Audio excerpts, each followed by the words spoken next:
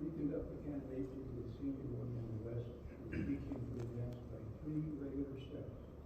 His feet forming a square, his body erect, facing east.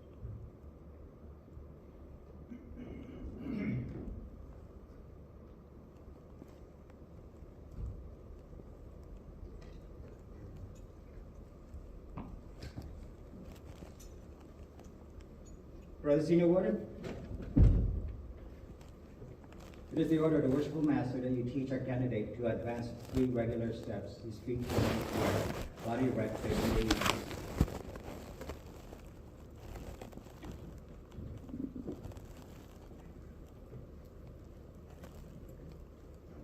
Advance has entered the prentice mason. Give the true guard and sign of that degree. Advance as fellow craft mason. Give the true guard and sign of that degree. Advance with your left foot, bringing the heel of the right to the heel of your left.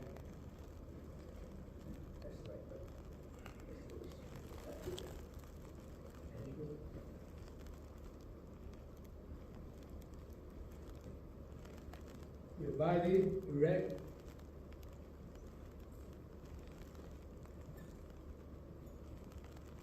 Worshipful Master, the candidate is in order.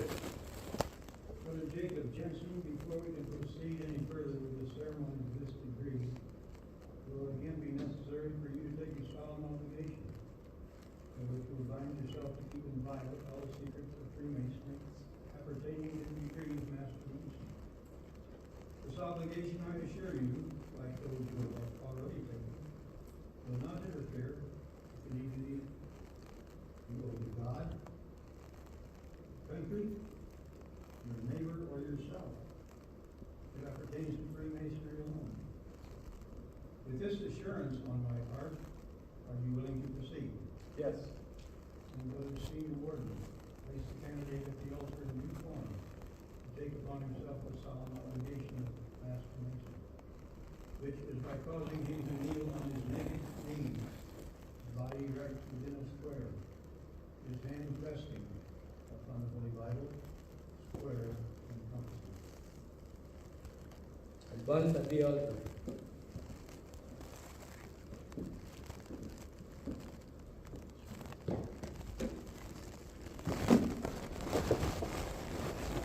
Kneel on your naked knees. Body erect within the square. Your hands resting upon the Holy Bible, square and compasses. Worshipful Master, the candidate is in due form.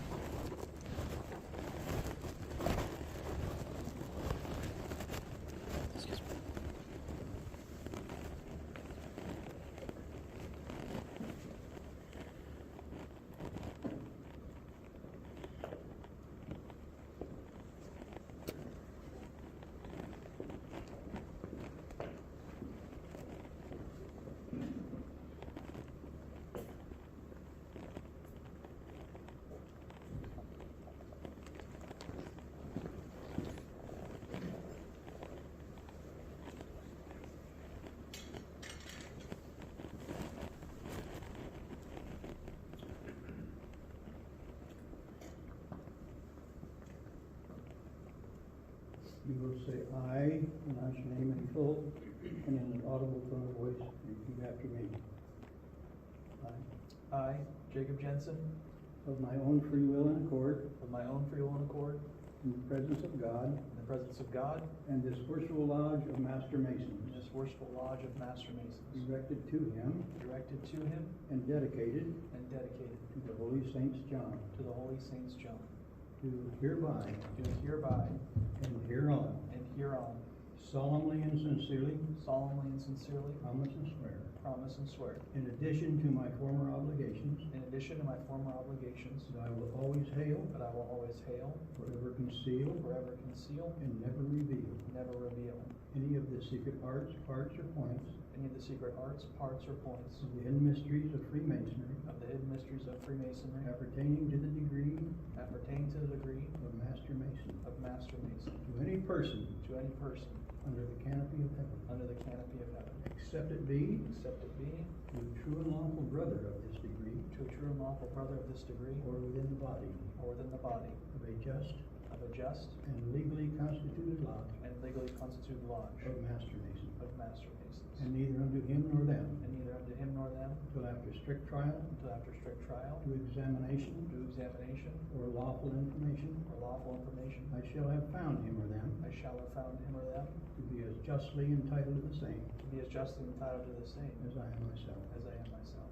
I furthermore promise and swear Furthermore, I promise and swear that I will answer all due signs that I will answer all due signs given me by by the hands of a brother the hands of a brother of this degree, of this degree, and will obey all summons sent me and will obey all summons sent me from within the body from within the body of a just of a just and legally constituted lodge and legally constituted lodge of Master Mason. of Master Masons. If within If within the length of my cable toe. the length of my cable toe. Furthermore, Furthermore, that I will aid and assist that I will aid and assist all distressed, all distressed, worthy brother Master Masons, worthy brother Master their Masons, widows and orphans, their widows and orphans, whithersoever dispersed around the globe, whithersoever dispersed around the globe, so far as I can do so, so far as I can do so, without serious injury without serious injury to myself or family. to myself or family. Furthermore, Furthermore, that I will keep the secrets that I will keep the secrets of a brother Master Mason of a brother Master Mason as my own as my own, when given to me when given to me in charge as such, in charge as such, murder and treason accepted. murder and treason accepted. Furthermore, Furthermore, stand to I will stand to and abide by and abide by all the laws, rules, and regulations all the laws, rules, and regulations appertaining to the degree appertaining to the degree of Master Mason of Master Mason and to the lodge and to the lodge of which of which I may be a member, I may be a member, and will maintain and support and will maintain and support the Constitution and edicts the Constitution and edicts of the Grand Lodge, of the Grand Lodge, under which the same may be holden may be holden together with together with the general regulations the general regulations of Freemasonry. of Freemasonry. Furthermore, Furthermore, that I will not be present at that I will not be present at or assist in or assist in the making the making of a woman a Mason, of a woman a Mason, a young man in his non-age, a young man in his non-age, an old man in his dotage, an old man in his dotage, atheist, an atheist, a madman, a madman, or a fool, or a fool, I knowing them to be such. I knowing them to be such. Furthermore, Furthermore, that I will not have Masonic communication that I will not have Masonic communication with an unlawfully made Mason with an unlawfully made Mason or a lawfully made Mason or a lawfully made Mason who is suspended or expelled, who is suspended or expelled, I knowing him to be such. I knowing him to be such. Furthermore, Furthermore, that I will not cheat, wrong, or defraud that I will not cheat, wrong, or defraud a lodge of Master Masons a lodge of Master Masons or a brother of this degree or a brother of this degree out of the value of anything, out of the value of anything, knowingly and intentionally. knowingly and intentionally, Nor will I injure a brother nor will I injure a brother in his person or good name, in his person or good name, but will give him due and timely notice but will give him due and timely good notice of approaching danger, of approaching danger, so far as the same so far as the same may come to my knowledge. may come to my knowledge. Furthermore, Furthermore, that I will not violate the chastity that I will not violate the chastity of a brother Master Mason's wife, of a brother Master Mason's wife, daughter, sister, sister, mother, or widow, mother, or widow, or suffer the same or suffer the same to be done by another, to be done by another, if within my power if within thy power to prevent. to prevent. Furthermore, Furthermore, that I will not give that I will not give the grand hailing sign the grand hailing sign of this degree, of this degree, unless I am in real distress unless I'm in real distress or for instruction. or for instruction. Furthermore, Furthermore, that I will not give the substitute that I will not give thee substitute for the ancient master's word, for the ancient master's word, in any other manner in any other manner, than that in which I may hereafter receive it, I may hereafter receive it, being it being on the 5 points of fellowship, on the 5 points of fellowship, in a low tone of voice, in a low tone of voice, not above my breath. not above my breath. To all this, To all this, I do most solemnly and sincerely I do most solemnly and sincerely promise and swear, promise and swear, with fixed and steady purpose, fixed and steady purpose, to perform the same, to perform the same, without equivocation, without equivocation, mental reservation, mental reservation, or secret evasion, or secret evasion, of mind in me, whatever, of mind in me, whatever, finding myself under no less a penalty finding myself under no less a penalty than that of having than that of having my body severed in twain, my body severed in twain.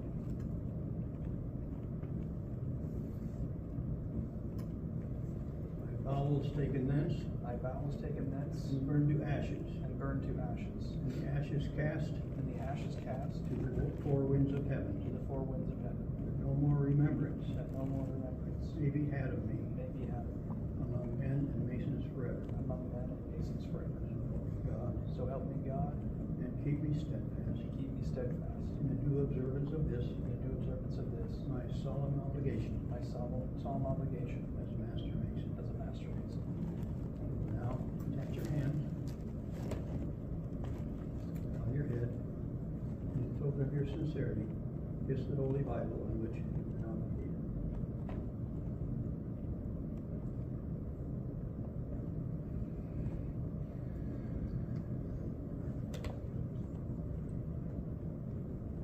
Brother Senior Warden, release the candidate from the faith, though it being 3 times around his naked body is to signify that he is now bound to fraternity by a 3-fold tie.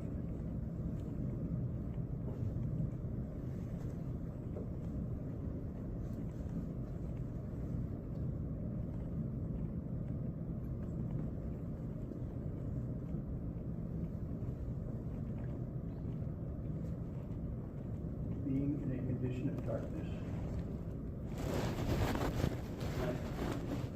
Senior Warden, assist me in bringing the candidate from darkness to see the light by which Master Masons work. First objects presented to your view of being brought from darkness are the 3 great lights that are Freemasonry, as before, with this difference. You now observe both points of the compasses, elevated above the square, which is to teach you that you are now about to receive all the light which can be conferred upon you in a lodge of Master Masons. And that you're not to lose sight of this valuable instrument, by which we are taught to circumscribe our desires, keep our passions within due bounds toward all mankind, particularly our brethren in Freemasonry.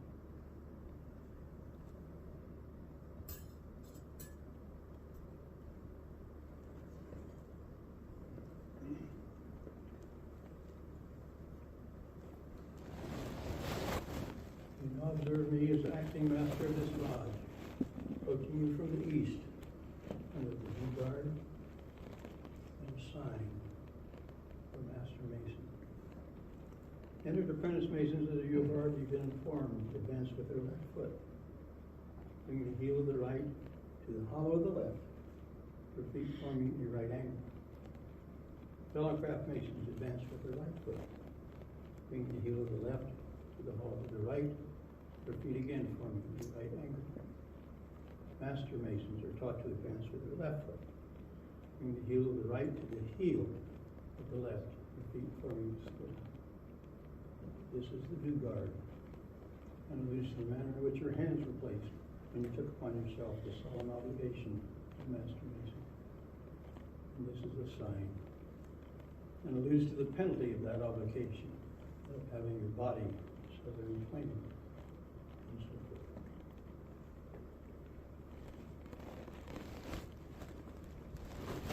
I again take pleasure in extending you my right hand in token of the continuance of the friendship and brotherly love of this lodge, and will invest you with the pass, grip, and word of this degree. This I will do by aid of the Senior Warden for your benefit. Brother Senior, attend.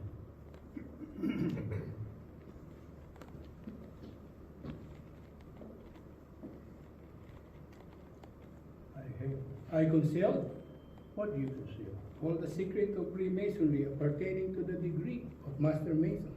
What is this? A grip, Grip of what? a past grip of a Master Mason. Has it a name? It has. Give me. I did not receive it, neither I will so impart. But we will. I will celebrate with you. Again. Nay, begin you. Nay. Again. Bow, Two. K, game, Okay. two-ball game. The word is right. I greet you, my brother. Tubal Cain was the eighth man from Adam, the first artificer in metals. The brother of Jubal, the inventor of music. An account of both of whom you will find recorded in the 4th chapter of the book of Genesis. Arise.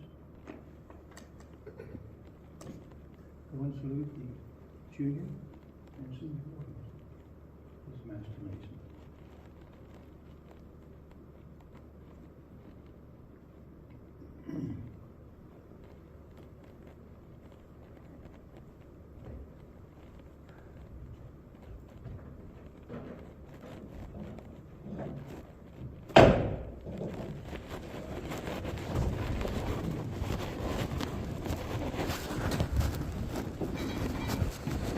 Pretty sure which one is yours.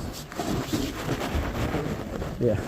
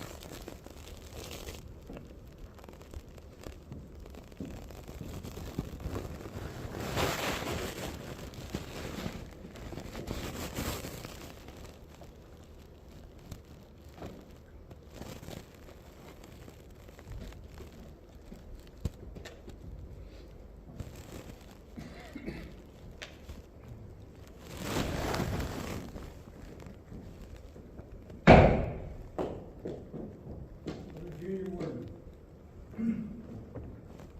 Word's right in the south.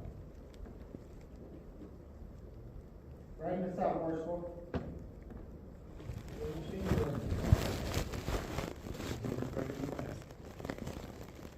Right in the west, worshipful. Senior deacon. Anything about the candidate for the senior warden in the west will teach him to where to speak from. That's Master Mason.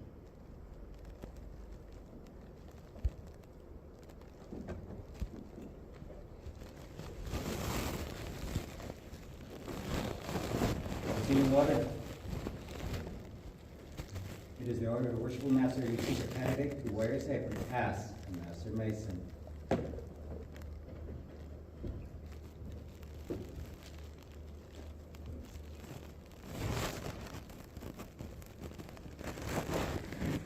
Masonic tradition informs us that in the building of King Solomon Temple, the crop were designated by the manner in which they were their apron. And their apprentice, as you already been informed, were there with the top turned up. Fellow crop with the top turned down and the left corner turned up with a form of triangle. Master Mason were, as a mark of distinction, Master Mason were there. Master Mason as a mark of distinction and mark of the distinction were there with the left corner turned down in a form of square. You are now clothed as a Master Mason.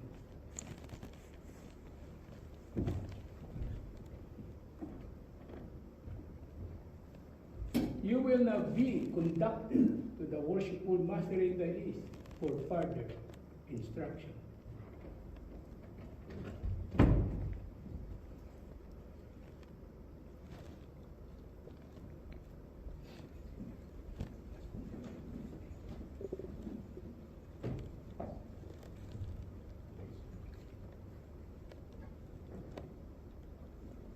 pleasure of seeing you clad as master mason. I will now present you.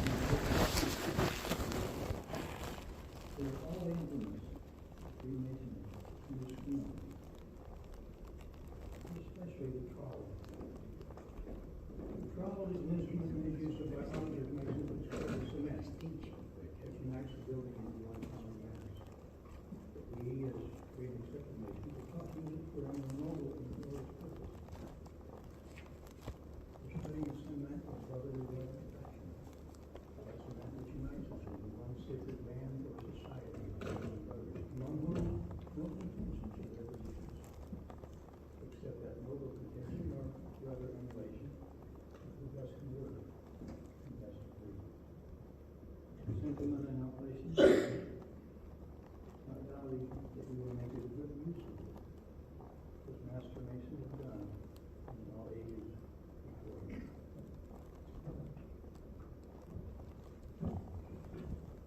You will be conducted in place which you came, invested with that for which you were divested, and in time return to the Lord.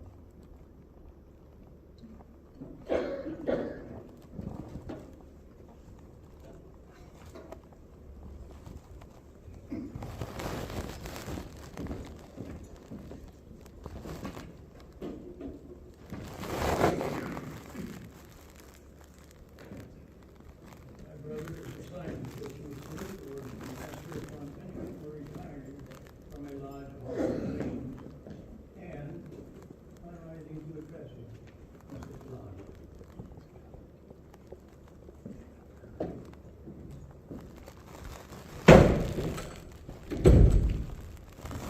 Jacob Jensen, I presume you now consider yourself to be a master mason big enough. That is, it becomes my duty to inform you that you have not yet been invested with all the secrets of your secret. Before you can be, it will be necessary for you to travel. To convince the brothers of the fidelity in keeping inviolate that which is already been entrusted to your care. Brother Senior Deacon, bring the candidate before your meeting.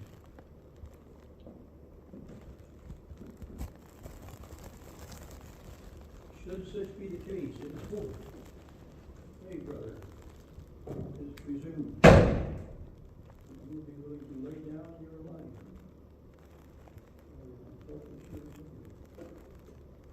For upon this alone, my brother, depends your preaching the Son of Christ.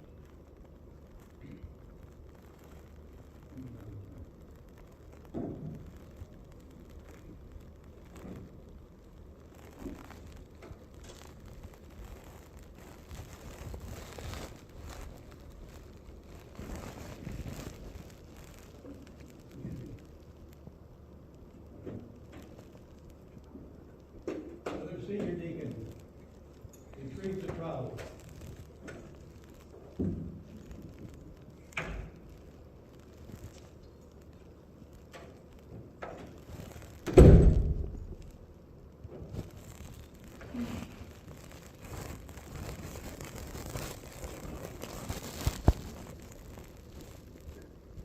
The junior warden, what is the hour?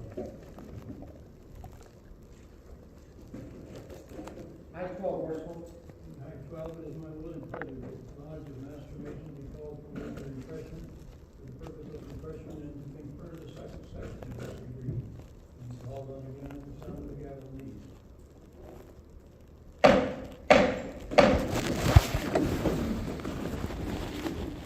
Reverend, in the order of the worshipful master, the lodge of Master Masons will be called from labor to refreshment for purpose of setting up for the second section for a small break. To be called again at the sound of the gavel and ease.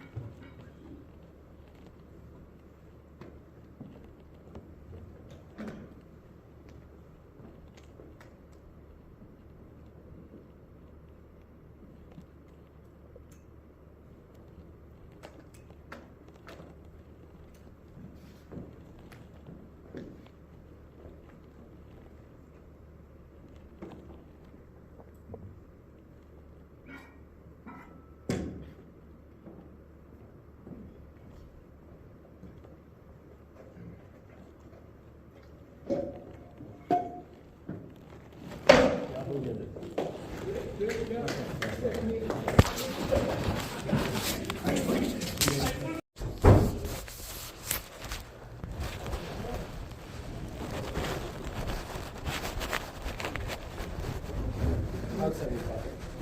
It is already.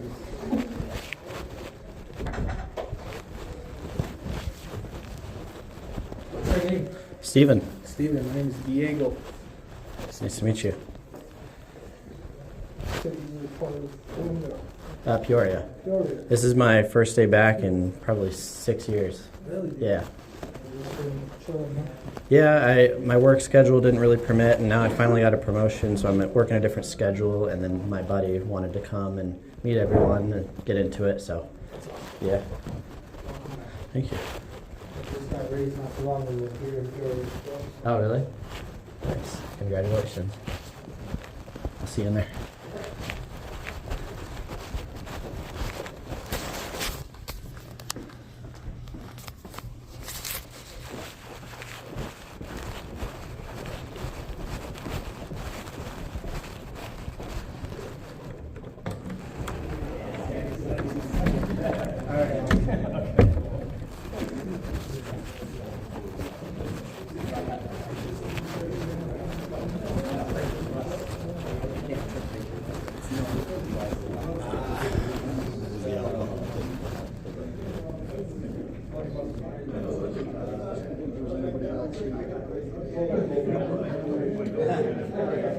So I looked at one point I asked Aaron about or he took that pool. So then we should just to see if there's a right in front of us. And then like so clean up the next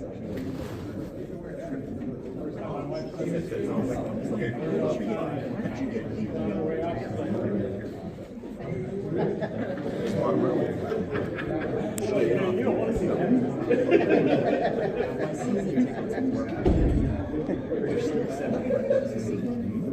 you're going all the way over there, hiding, so you don't gotta do the left tip?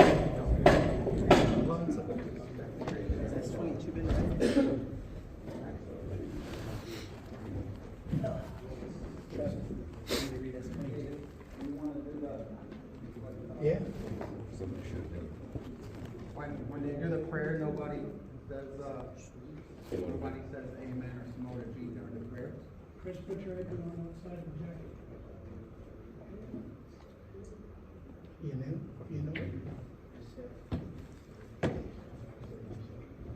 Brother, you are now allowed to represent the Grand National Unedited. I will therefore address you with the guilt such as was born by that illustrious nation. Masonic tradition informs us that at the building of King Solomon's Temple, it was a daily custom. The Grand Master Hiram Witt at high 12 and the craft department to go into the temple and view the works, to see if any improvement could be made, either for strength or ornament. After which, he entered into the Sanctum Sanctorum, or Holy of Holies, to offer up his devotion to the ever-living God, and pray for wisdom necessary to enable him to do designs on the trestle board, whereby the craft might pursue their labors. And all to be now before you work. In humble imitation of that ancient custom, we will kneel for prayer. Almighty and eternal God, great architect and ruler of the universe, at whose creative fiat all things first were made, we, the frail creatures of thy providence, humbly implore thee to pour down on the convocation's symbol in thy holy name the continual dew of thy blessing. And we especially beseech thee to impart thy grace to this thy servant, who offers himself as a candidate to partake with us the mysteries of the Master. Do him with such mercy as the hour of trial and punishment. Pass him safely under the protection through the valley of the shadow of death, and that he may finally rise from the tomb of transgression and shine at the stars forever and ever. Amen. The formal response to Master Hiram Rose, and as you Captain Bull was about to go out at the south gate. Grandmaster Hiram Abill. So glad to thus meet you alone. Give me the secrets of a master mason. This is no time or place to demand no secrets. Don't talk to me of time or place. Give me the secrets of a master mason. When a temple is completed, if found worthy, you'll receive them lawfully as I have. Give me the secrets of a master mason, or I will take your life. I cannot. Then die. He then attempted to make his escape out at the east gate. Grandmaster Hiram Abiff, I am glad to meet you thus alone. Give me the secrets of a master mason. This is no time or place to demand no secrets. Wait with patience till the temple's completed. Talk not to me of time, place, or patience, but give me the secrets of a master mason, or I will take your life. When the temple is completed, if found worthy, you'll receive them lawfully as I have. Give me the secrets of a master mason, or I will take your life. The ill becomes you in this rude manner, thus to demand no secrets. When the temple is completed, if found worthy, you'll receive them lawfully as I have. Then die. He then attempted to make his escape out at the east gate. Grandmaster Hiram Abiff, I'm glad to meet you thus alone. Give me the secrets of a master mason, or I will take your life. This is no time or place to demand no secrets. Talk not to me about time, place, patience, or the completion of the temple. Give me the secrets of a master mason, or I will take your life. It behooves you in this rude and violent manner thus to demand no secrets. When the temple is completed, if found worthy, you'll then receive them lawfully as I have. You have passed Jubilo. Me you cannot pass. My name is Jubilum, well known for my determination of character. What I undertake, that I do. Give me the secrets of a master mason instantly, or I will take your life. I will not. What? Still persist? Then die.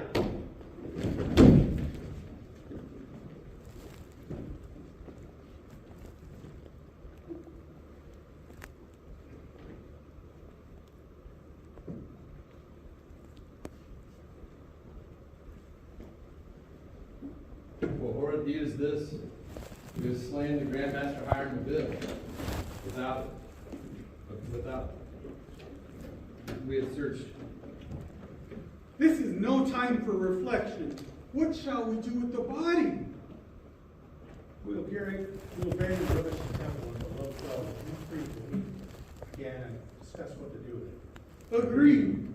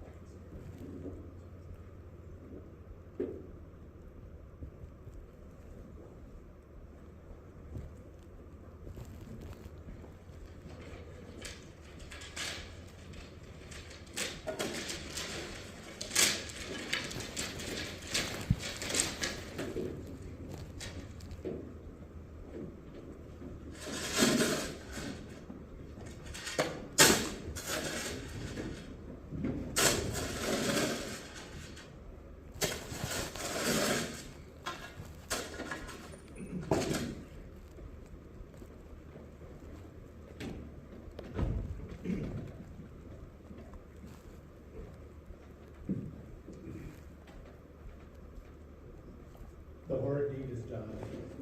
Here, cold and mute, wrapped in the icy clasp of death, the master's face. No more the pageantry and pomp of power. No more the crowd of craftsmen hurrying to do his deed designs. No more the gorgeous temple rising proudly from the hills and beckoning the heavens to rest upon its heavenly columns. No more will these, his high designs, satisfy. O death untimely, yet O timely death, wrested from life while fresh, his honors clustered round about him. Before the fetid breath of calumny and mar the splendor of his name, or slander smirch the glory of his achievements, he has fallen, yielding up his life none of them break his vow, surrendering all that the world holds dear, life, power, riches, everything, yet holding fast his Masonic secret. O rare integrity, O fortitude most grand, to heed in future ages will countless thousands raise their songs of praise, and while his name be just and first and faith and true, and trust and brave. Though well kept, his secret stands revealed. I read it thus. The Masonic secret is in these three words contained: truth, honor, fortitude.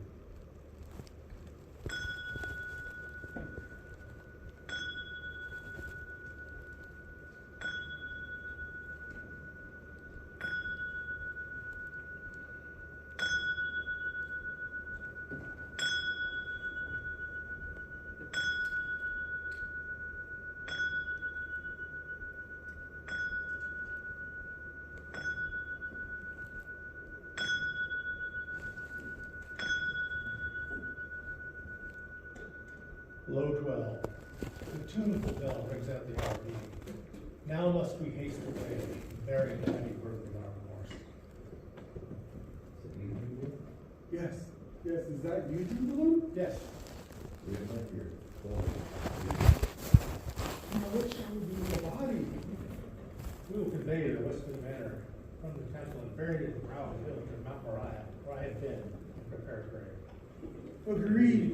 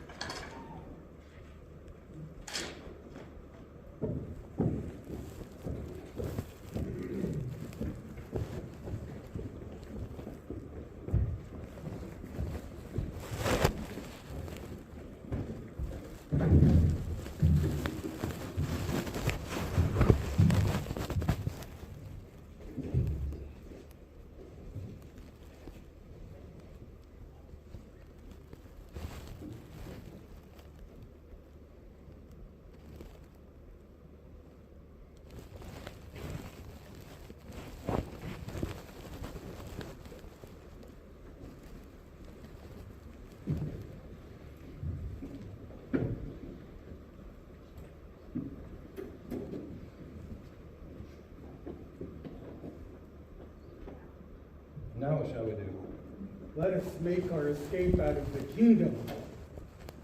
We will travel by security along the coast towards Java and endeavor to pass. Agreed. But before we go, we will plant this sprig of acacia at his grave, that should future occasion require, we ourselves may not spy. Agreed.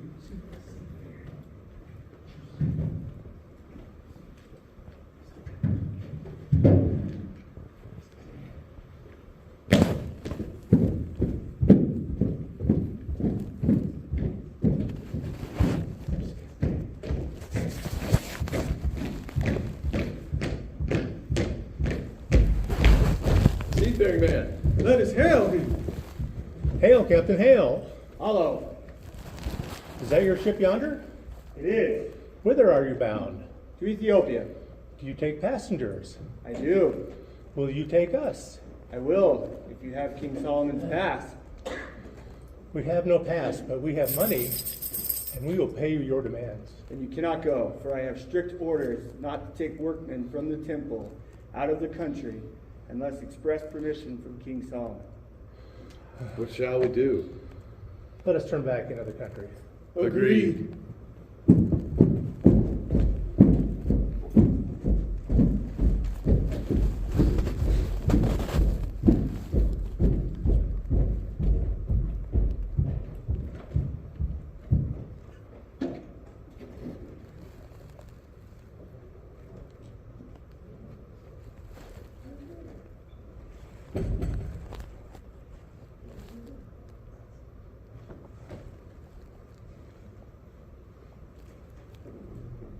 Why are you not at work today?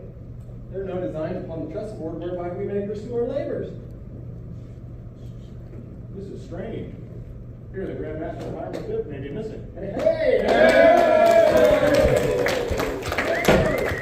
Brother Hiram Sire, what's the cause of this confusion in the temple? Most Excellent King Solomon, the Grand Master of Hiram Fifth is missing. Missing? How do you know to be missing? The nine designs upon the trust board whereby the craftsmen pursue their labors. How long has he been missing? Since yesterday, high 12.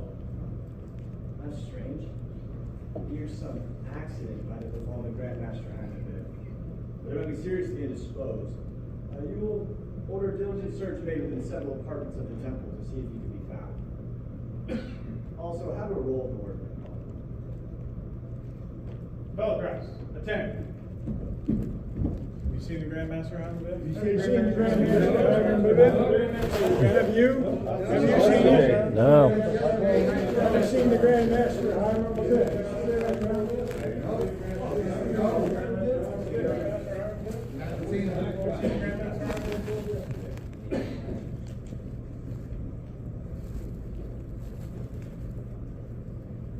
For the Grand Secretary, you will have a roll of the workman call. Ascertain if any are missing. If so, then an embargo be placed on all shipping, so that no one may leave the realm without a royal passport. Daniel. Here. Malachi. Ready? Jacob. Yeah. Jubala. Go. Jubala. Jubala. Reuben. Here. Judah. Present. Levi. Jubalo. Jubalo. Jubalo. Micah. Here. Ephraim. Yes, sir. Ezra. Jubilam. Jubilam. Jubilam. Joseph. Yeah. Ishmael. Here. Isaiah.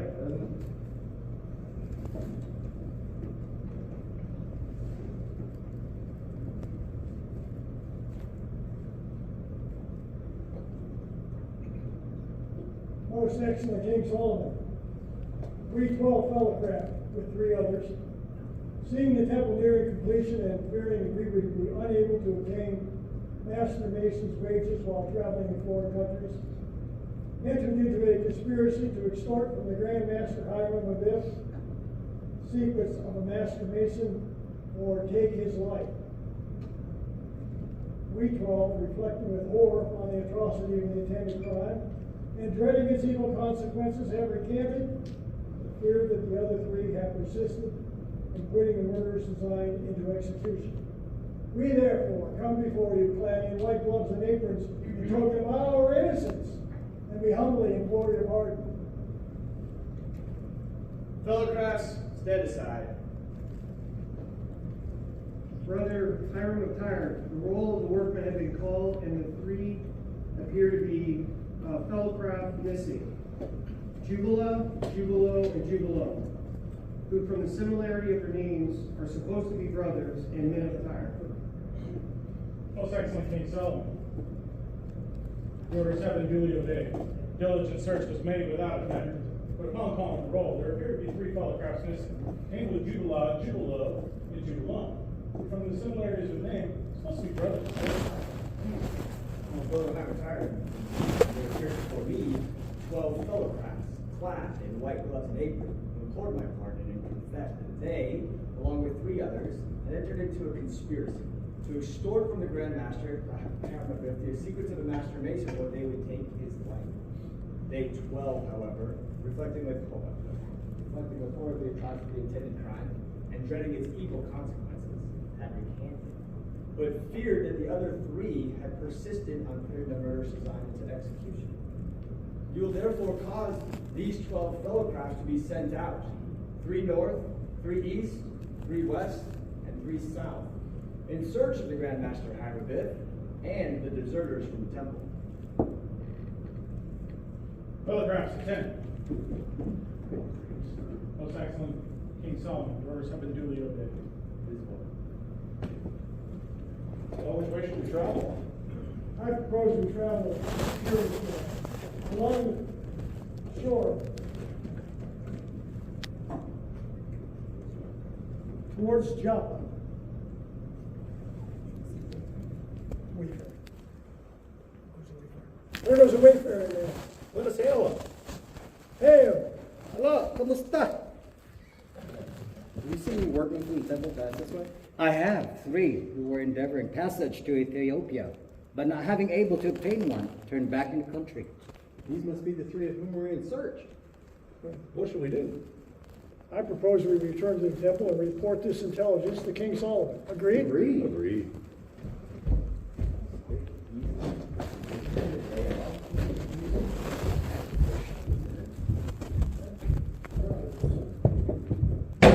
Brother Hymantai, what is the cause of this confusion? Most excellent King Solomon, fellow press in return. Fellow class, have you a report? Most excellent King Solomon, we 12 traveled this perilous route along the coast of our Joppa, had occasion to meet a wayfaring man of whom we inquired if he'd seen any of the workmen pass that way, and he informed us he had. 3 who were endeavoring to gain passage into Ethiopia, but unable to obtain one, they turned back into the country. Brother Hymantai, you will cause these fellow crafts to be again sent out in the same directions as before. But, a positive injunction that if they do not find either the Grand Master Hammerbiff or the deserters from the temple, they themselves will be deemed the murderers and suffer accordingly. For it may be that not only did they take the life of the Grand Master Hammerbiff, but also the life of the supposed deserters, the better to conceal their own guilt. Fellow crafts, attend. Most excellent King Solomon and fellow crafts have again been sent out in accordance with your direction. It is well. Where should we travel now? I propose we travel on the western course of the temple. Agreed? Agreed.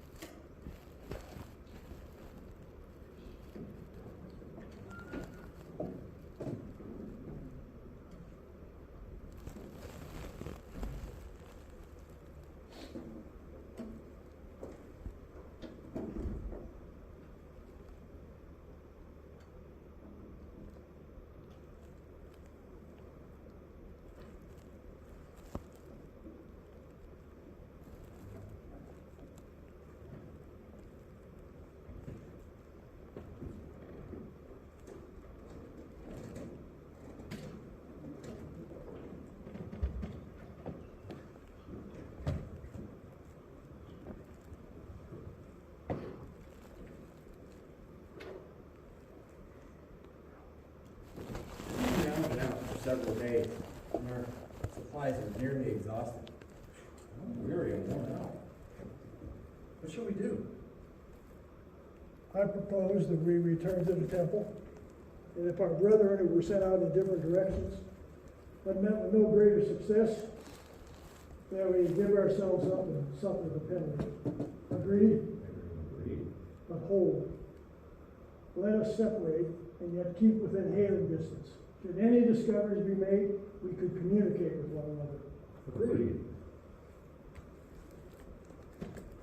I am weary and worn out. I will rest and refresh myself. This is the result of evil companionship. Had I remembered the lessons taught me in my youth, I'd now be among the workmen in the temple, honored and respected. Instead, I'm an outcast and in disgrace. But my brothers are nearly out of sight. I must arise and pursue my journey. This occasion will assist me to arrive. What? So easily giving way? Hail, brothers! Hail, brother. What discoveries have you made? Upon ascending this hill, while being weary and wore out, I sat down to rest and refresh myself.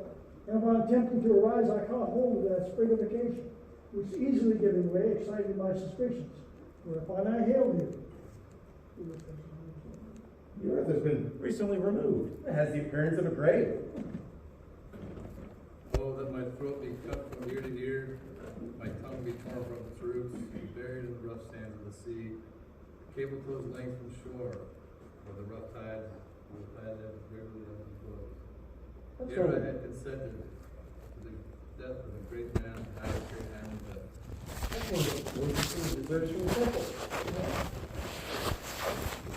Let my left breast first open, my heart taken thence, and given as a prey to the beasts of the field and the wolves of the air. For I have consented in death of such great a man as the Grand Master Hiram Abib. That sounds like another of the deserters. Yeah. Jubala and Jubalo, I am more guilty than you both. It was I who struck the fatal blow. It was I who killed him. Oh, that my body had been set in flame, my bowels taken thence and burned to ash, and those ashes cast to the four winds of heaven, that no more remembrance may be had of me among men and masons forever. Ere I had killed so good and great a man as the Grand Master Hiram. That's the voice of Jubal. What should we do? Let us rush upon, seize, bind, and take them up to the west gate of the temple. Agreed. There they are, you know.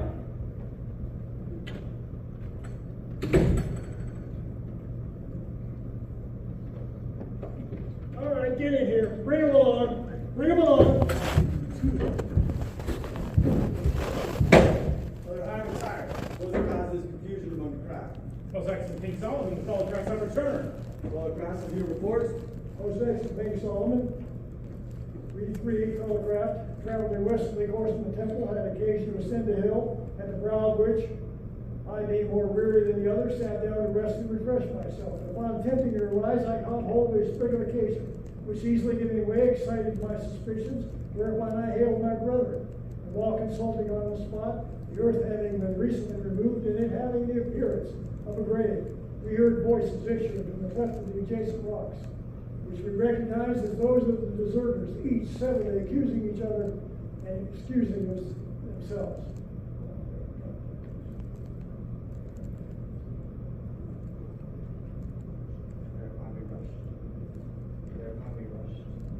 Whereupon we rushed upon, seized, bound, and brought them up to the west gate of the temple. Brother Hiram tired. Have them brought before me in the east. Brother Grand Marshal, attend.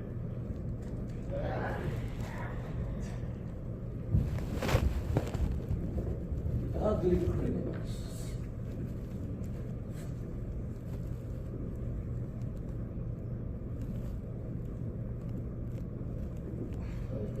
King Solomon. Follow me. Forward, march.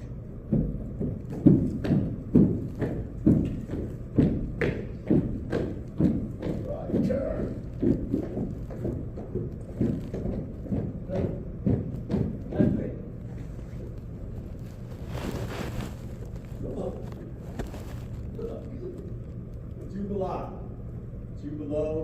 Jubala. You stand here before me charged with the murder of the Grand Master Hiram Abib. What say you, Jubala? Are you guilty or not guilty? Guilty, most excellent King Solomon. May my throat be cut from ear to ear, my tongue be torn from its roots, buried in the rough sands of the sea. The cable goes length from shore where the tide regularly ebbs and flows. What say you, Jubala? Guilty or not guilty? Guilty, more guilty, most excellent King Solomon. So that my left breast be torn open, my heart taken thence, and given as a prey to the beasts of the field and the vultures of the air. Jubala, what say you? Guilty or not guilty? Guilty. More guilty. Most guilty. Most excellent King Solomon. I am more guilty than they both. It was I. It was I. Oh, that my body had been severed in twain. My bowels taken thence and burned to ash. Those ashes cast to the four winds of heaven. That no more remembrance may be had of me among men and nations forever. Vile and impious wretches, thus to have imbrued your hands in innocent blood. Lift up your heads and receive your sentence. It is by my order that you be taken without the gates of the city, and there severally executed with the implications which have just fallen from your own mouth. Brother Hiram tired. See this, my order is duly executed. Brother Grand Marshal, attend. that face. Lord, look.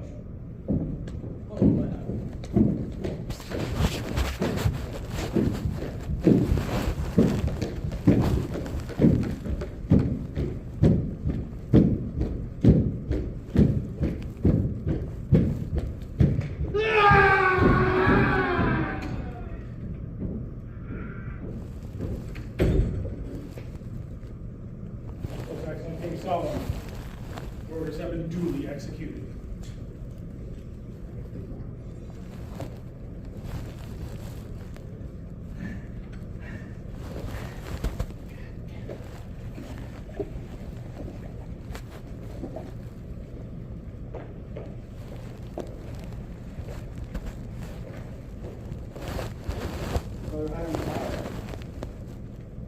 We will cause these photographs to be sent to the place where the weary brother sat down to rest and refresh himself, to seek for the body of the Grand Master Biff, and if found, to search diligently on and about it for the secrets of the Master Mason, or a key thereto. Photographs, attend.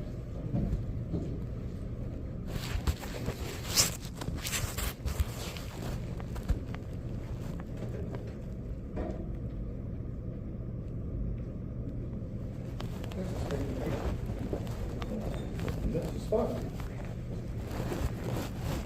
Let us remove the earth.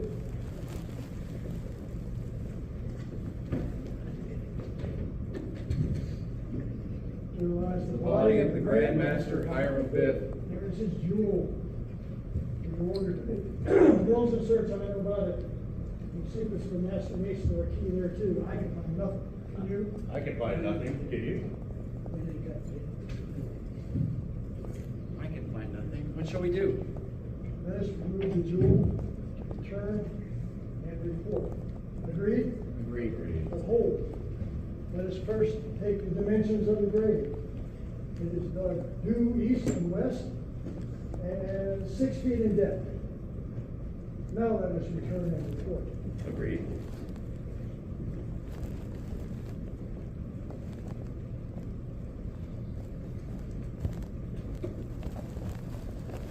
Most excellent King Solomon, fellow press, have returned. Most excellent King Solomon, we repaired to the spot where I sat down to rest and refresh myself. And upon removing the earth, found the body of the Grand Master Hiram Biff in a grave dug due east and west and 6 feet in depth. Diligent search was made all about it, but we were unable to find the secrets of the Master Mason or a key thereto. But this we did find, which I recognize as the jewel belonging to the Grand Master Hiram Biff.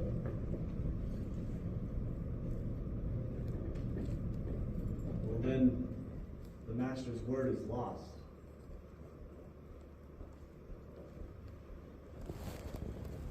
Brother Heimertire, take unto yourself suitable assistance and go with me to raise the body of the Grand Master Biff for a more decent.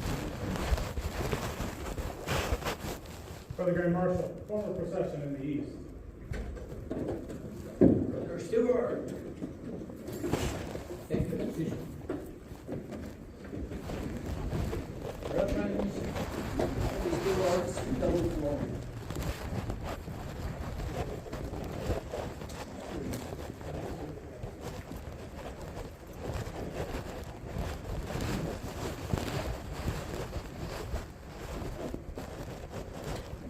Need a junior again.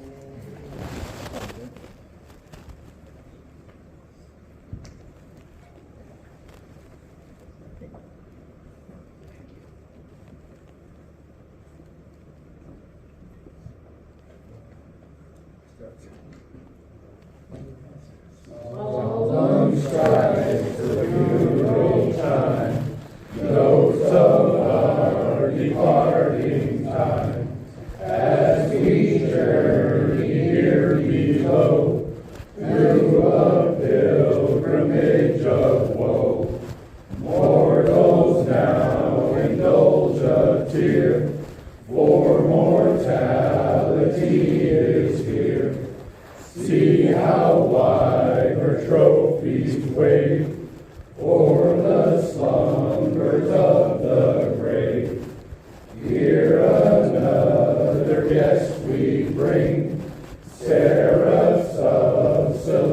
celestial wing, to our funeral altar come, waft our friend and brother home. Lord of all, below, above, fill our souls with truth and love, as dissolves our earthly tie. Take us to thy lodge on high.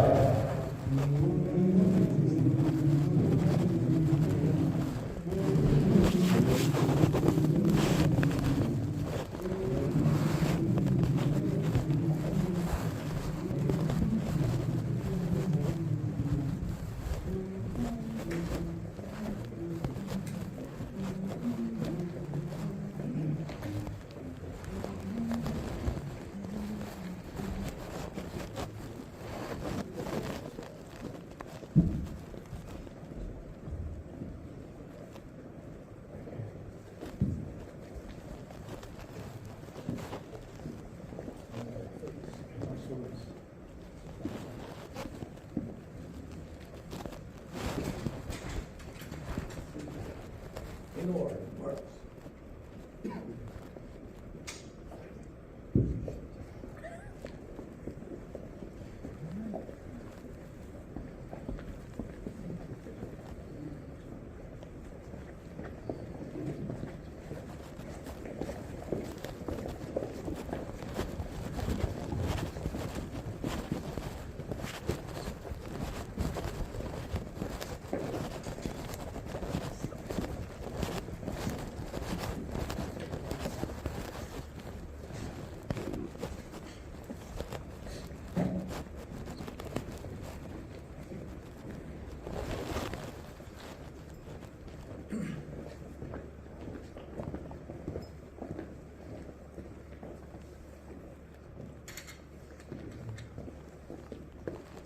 O Lord my God, O Lord my God, O Lord my God, is there no help for the widow's son? Brother Heimertire, you will raise the body by the grip of an inner French mason.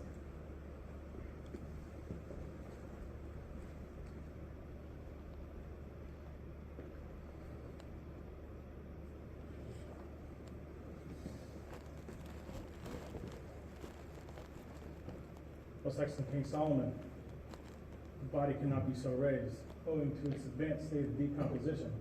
It having been dead 15 days, skin slips from the flesh. Then you will endeavor to raise the body by the true grip of a fellow craft.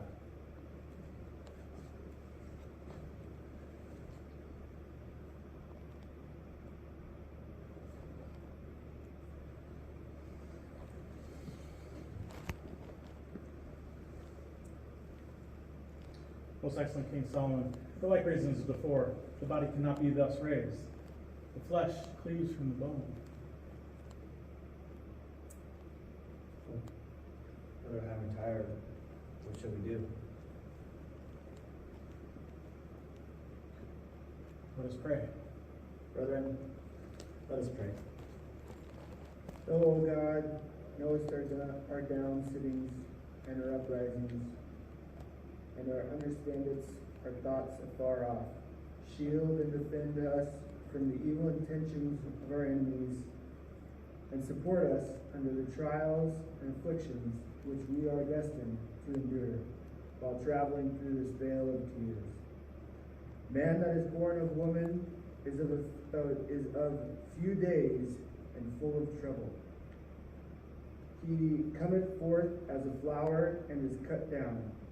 He fleeth as well as a shadow and continued not. Seeing that his days are determined, the number of his months is with thee. Thou hast appointed his bounds that he cannot pass. Turn from him that he may rest till he shall accomplish his day. For there is hope of a tree, if it be cut down, that it will sprout again, and that the tender branch therefore will not cease. But man dieth and wasteth away, yea, man giveth up the ghost, and where is he? As the waters fail from the sea, and the flood decayeth and drieth up, so man lieth down, and riseth not up, till the heavens shall be no more. Yet, O Lord, have compassion on the children of thy creation, and minister them comfort in the time of trouble, and save them with everlasting salvation. Amen. So it be.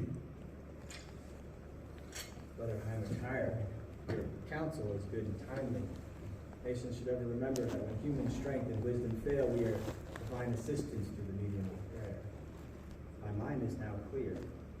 And although the skin slips from the flesh and the flesh clings from the bone, there is yet still strength in the lion of the tribe of Judah. And the body shall be raised on the 5 points of fellowship, and the first words spoken or uttered after the body is raised will be the substitute for the ancient master's word until future generations discover right.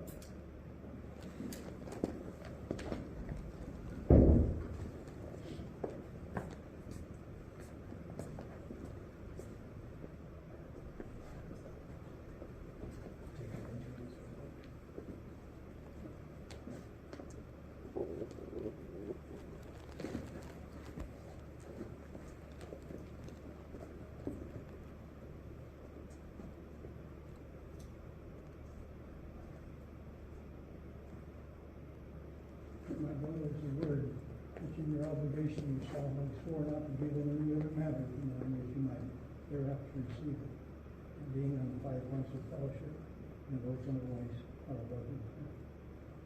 The 5 points of fellowship are foot to foot, knee to knee, breast to breast, hand to back, and mouth to ear, are thus explained. Foot to foot, he knows that you will not hesitate to go and foot out of your way to serve him with your brother Master Mason. Knee to knee, bring your devotion to the living God. And remember the welfare of the brother Master Mason as your own. Breast to breast, that you will keep the secrets of the brother Master Mason as your own, and given to you in charge with such word and truth accepted. Hand to back, that you will ever be ready to stretch forth a helping hand, raise your fallen brother. And mouth to ear, that you will whisper the counsel of his ear, gently admonish him of his error, in a most friendly manner, and ever bring about reformation. You will get him to go on 5 points of fellowship, and your benefit, good. Knee to knee, breast to breast, and back, mouth to ear,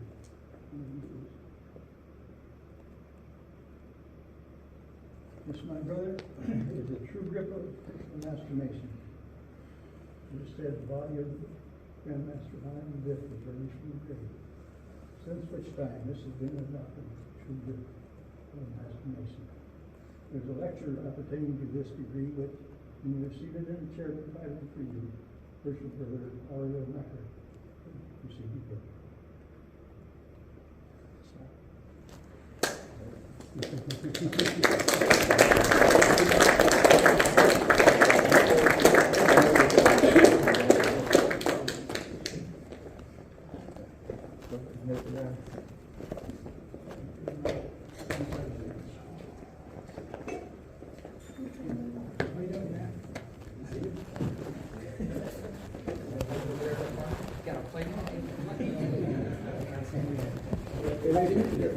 That's right. Oh, that's right too. How things are going. Congratulations. Congratulations. Hey, there you go. Hey, there you go. Master wasn't up there. Congratulations, appreciate it. Got out of that one. You got me nervous Fun to there. mess with you guys. Somebody knew more than you. See you next time.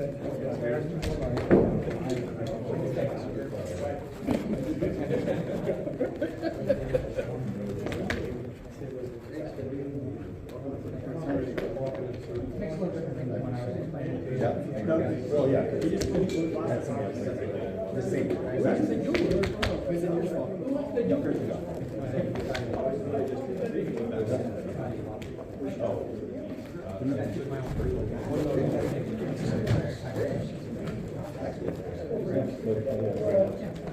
Who got the jewel? You're doing it straight, right? I got one. No, the jewel is Good. Oh. Live. Who got the jewel? No.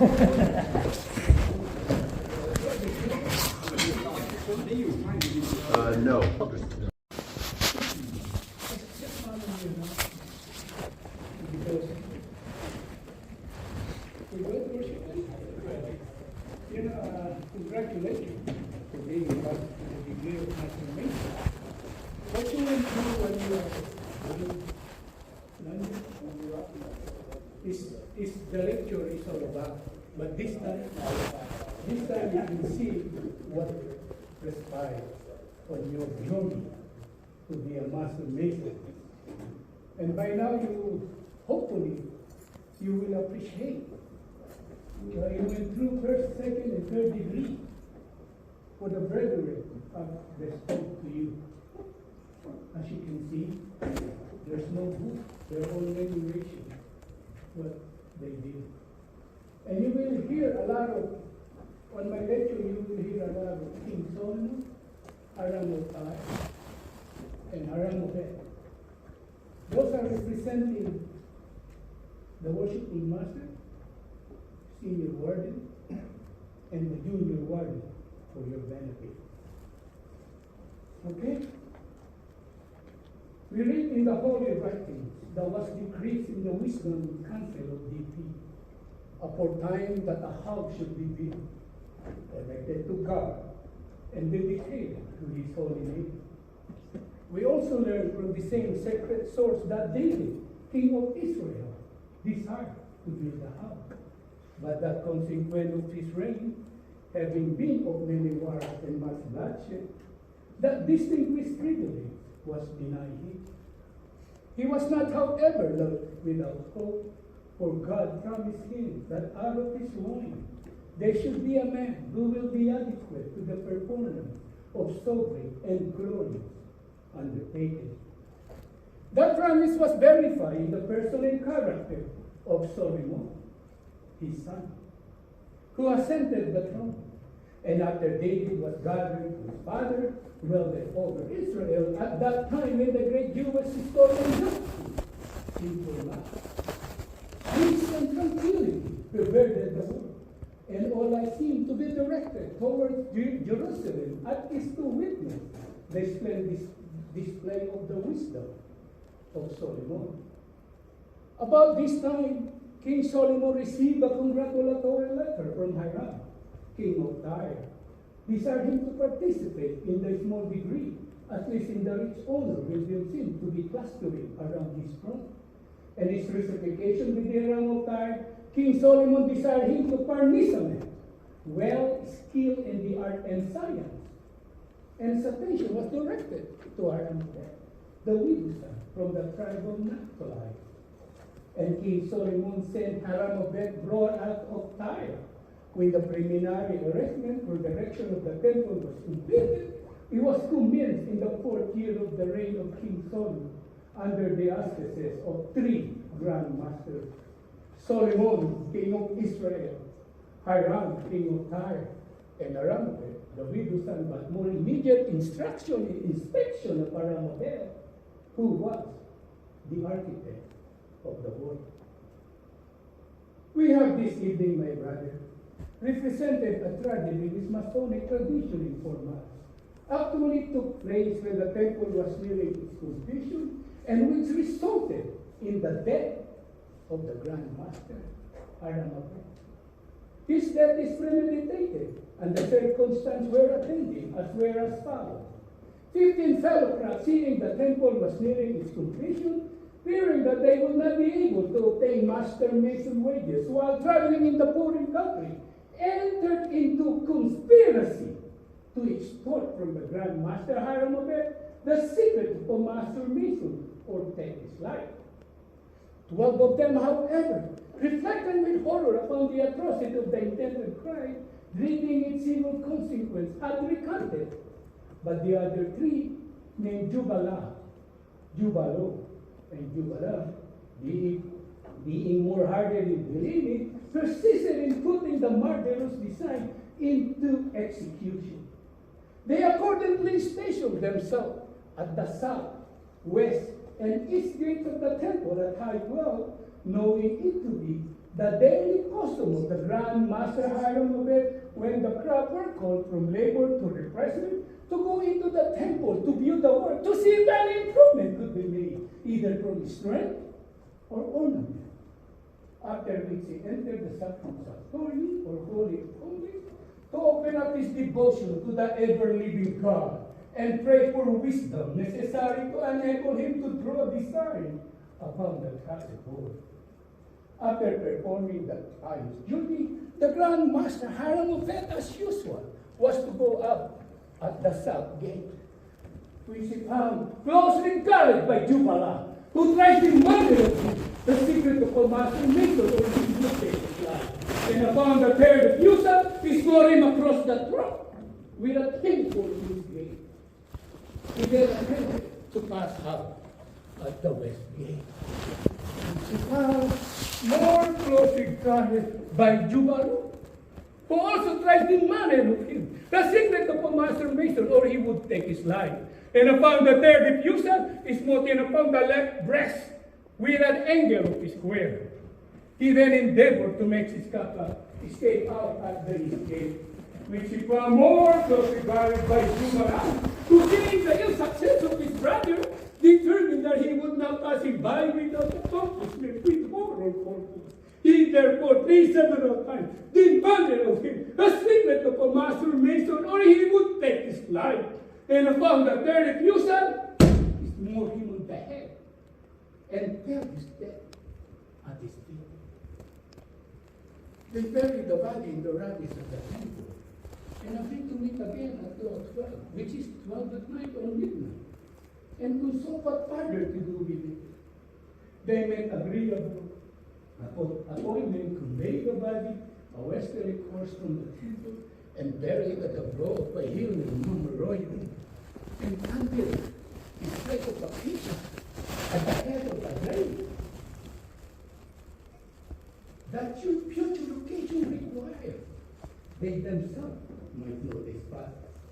They then traveled a security route along the coast toward Java to endeavor to gain passage into Ethiopia, but not being able to obtain one, turned back into the country and secreted themselves in the cave near the place where they had buried the body.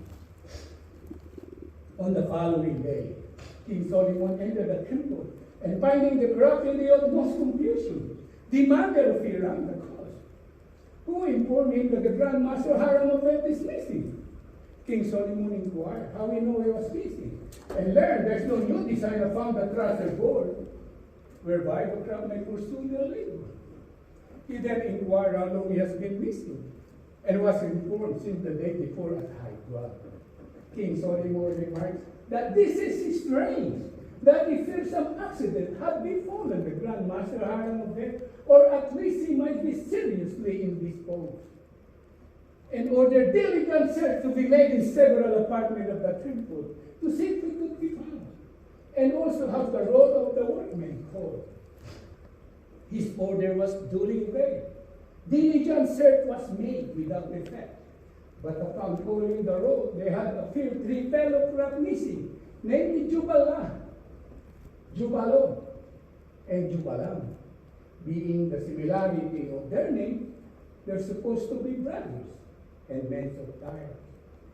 King Solomon then informed Hiram, king of Tyre, that in the meantime, they had appeared before him 12 fellow craft, clad with white gloves and aprons, in token of their innocence, who informed his pardon and confessed that they with 3 others, fearing that they would not be able to obtain master mason wages while traveling in the foreign country, entered into conspiracy to extort from the Grand Master Hiram of it the secret of a master mason, or take his life. 12 of them, however, reflected with horror upon the atrocity of the intended crime, pleading in civil consequence had recanted, but the other 3 persisted in putting the murderous pair into execution. King Solomon then ordered these 12 fellow craft to be sent out, 3 north, 3 west, 3 east, and 3 south, in search of the Grand Master Hiram of it and the deserter from the temple. The 3 would travel along the coast toward Joppa, met a wayfaring man of whom they inquired if they have seen any workmen from the temple pass this way. He informed them he has. 3 who were endeavoring to gain passage into Utopia, but not being able to obtain one, turned back to the country. The fellow craft returned to the temple and reported this intelligence to King Solomon, who thereupon ordered the fellow craft to be again sent out with the same direction as before, but with a positive injunction that if they did not find either the Grand Master Hiram of it or the deserter from the temple, they themselves would be deemed the murderer and suffer accordingly. For it may be, he added, that they have not only taken the life of the Grand Master Hiram of it, but also the life of the supposed deserter, the better to conceal their own guilt. The pharaoh crafter again sent out in accordance with his direction. The 3 who traveled a westerly course from the temple had occasion to assail of a hill of a rock, of which one of them, more weary than the other, sat down to rest and refresh himself.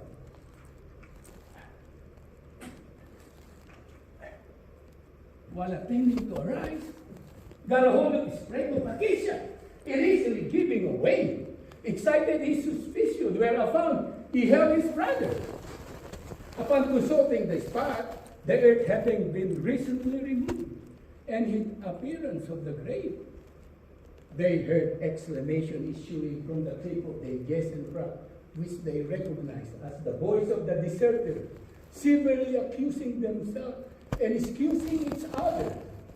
Whereas they rushed upon seized, bound, and took them out at the west gate of the temple and brought before King Solomon in the east, where they confessed thy guilt, and were by his order taken out without the city and severely executed in accordance with the imprecation which has just quoted from their own mouth.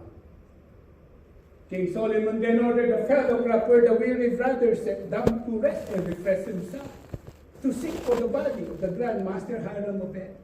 And he found to search diligently on and inquiry for the secret of a master mason or a key thereto. The fellow craft repaired to the spot, and upon removing the earth, found the body of the Grand Master Hiram of it in the grave, dug due east and west, and 6 feet in depth. Diligent search was made on the body for the secret of a master mason or a key thereto, but they did not find the secret. But they did find the jewel worn by the Grand Master Hiram of it. Upon this intelligence being communicated to King Solomon, he exclaimed, "Then the mastered word is lost," which might seem to imply to you, my brother, that no one but the Grand Master Hiram of it possessed the word. Such, however, was not the case.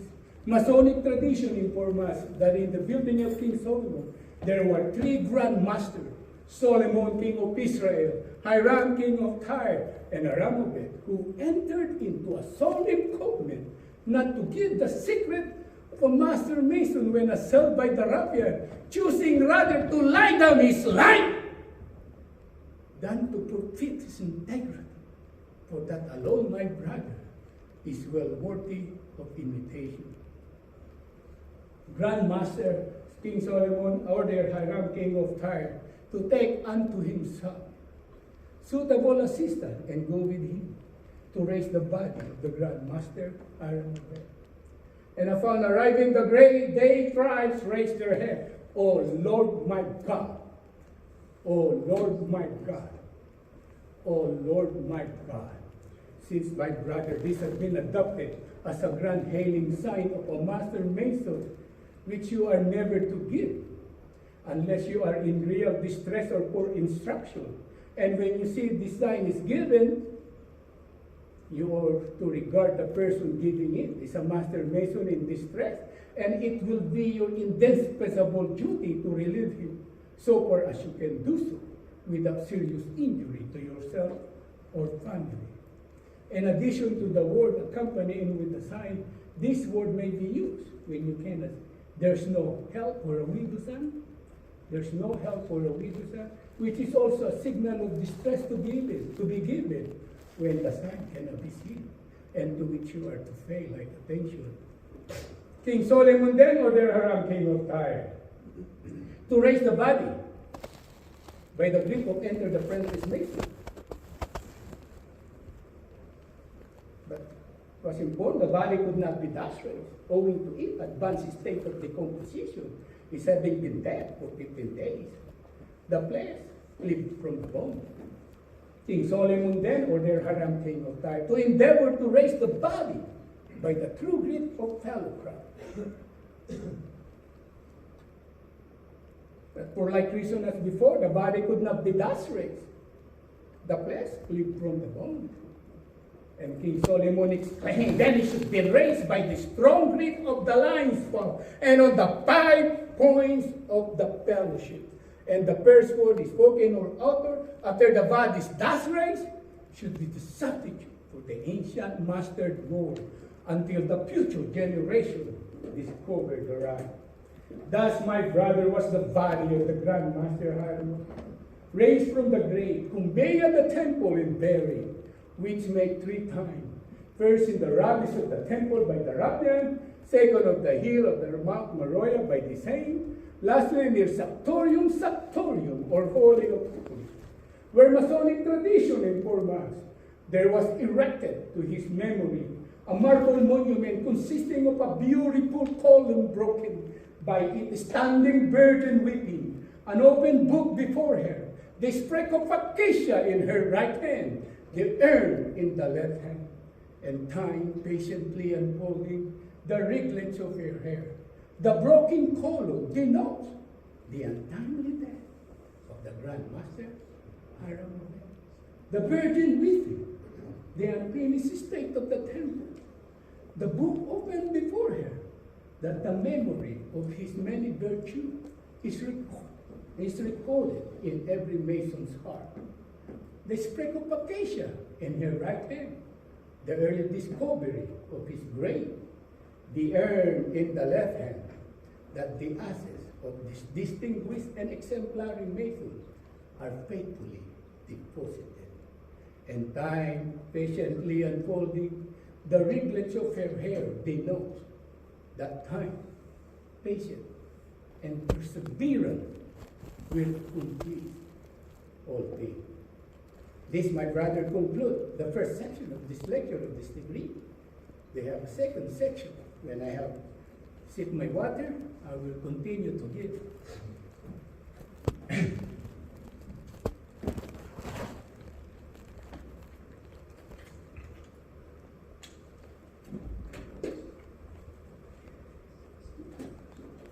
The third section illustrates certain hierarchical emblems, well calculated to increase talent and promote virtue. In it, many particulars related to the building of King Solomon's temple are noticed. That famous fabric, as I before informed you, was commenced in the 4th year of the reign of King Solomon on the 2nd day of the month. Being on the 2nd day of the sacred year, it was located on Mount Moriah, near the place. So Mount Moriah, where Abraham was about to offer his son Isaac, and where they did meet in a feast, the destroying angel. It was supported by 1,453 columns, 2,600 pilasters, all new from the finest period marble. They were employing it, erection, 3 grand masters, 3,300 master or overseer of the work, 80,000 fellowcraft or hearer in the mountain, 70,000 entered apprentice or barrier or border, when also classed and arranged by the wisdom of Solomon that neither in vain, discord, confusion was suffered to interrupt or disturb the peace and good fellowship among the workmen, except in the single instant which we have this evening represented, and which resulted in the death of the Grand Master Hiram of it. A startling evidence of interposition of divine providence, were informed by the great Jewish historian Josephus that although more than 7 years were occupied in its building, yet it did not rain in the daytime. but in the night season only, that the workmen might not be obstructed from their labor.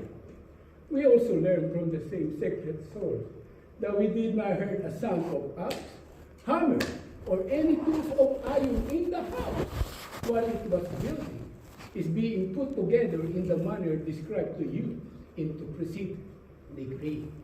Enter the apprentice mason assembled in the ground floor of King Solomon's temple. Their lodges consisted of not less than 7. One master, the others entered the apprentice. Fellow craft held their meeting in the middle chamber. Their lodges consisted of not less than 5. 2 master, the others fellow craft. Master mason meet in the sacrum sanctorium or holy of holies. Their lodges consisted of 3 master masons. Master mason now it was said to be supported by 3 great pillars dominating wisdom, strength, and beauty. They should be wisdom to construct, strength to support, and beauty to adorn all great and important undertaking. The pillar of wisdom is said to represent Solomon, king of Israel, as by his wisdom the mighty edifice which erected, which immortalized his name. The pillar of his strength is said to represent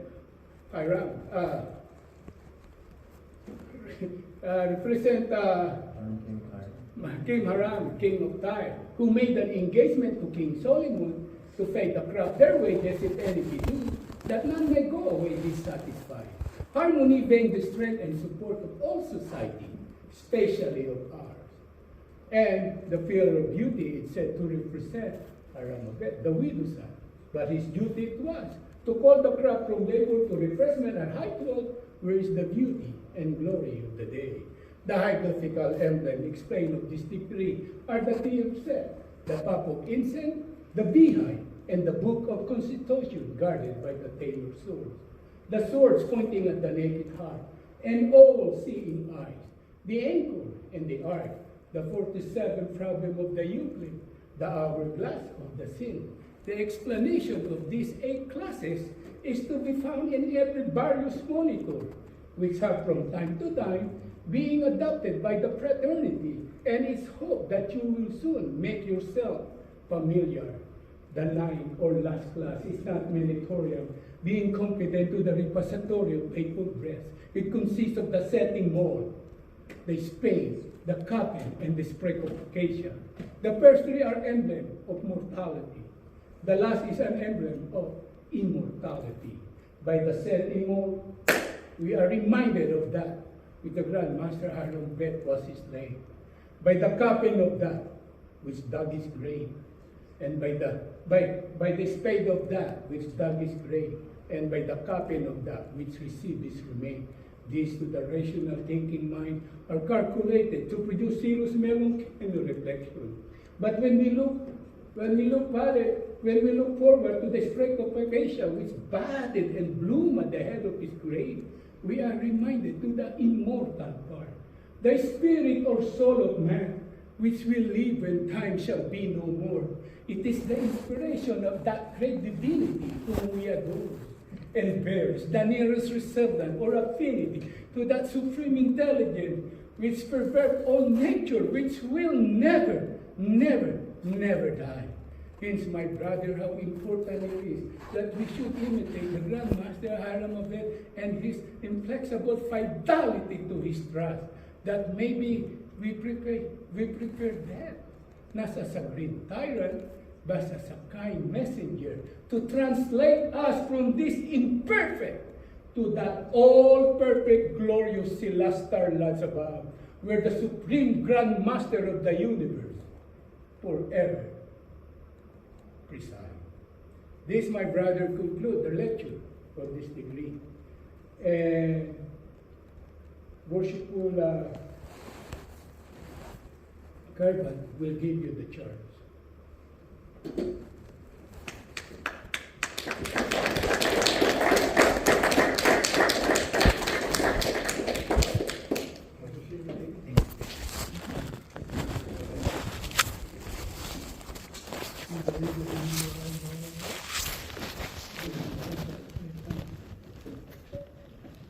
I have something here for you, brother.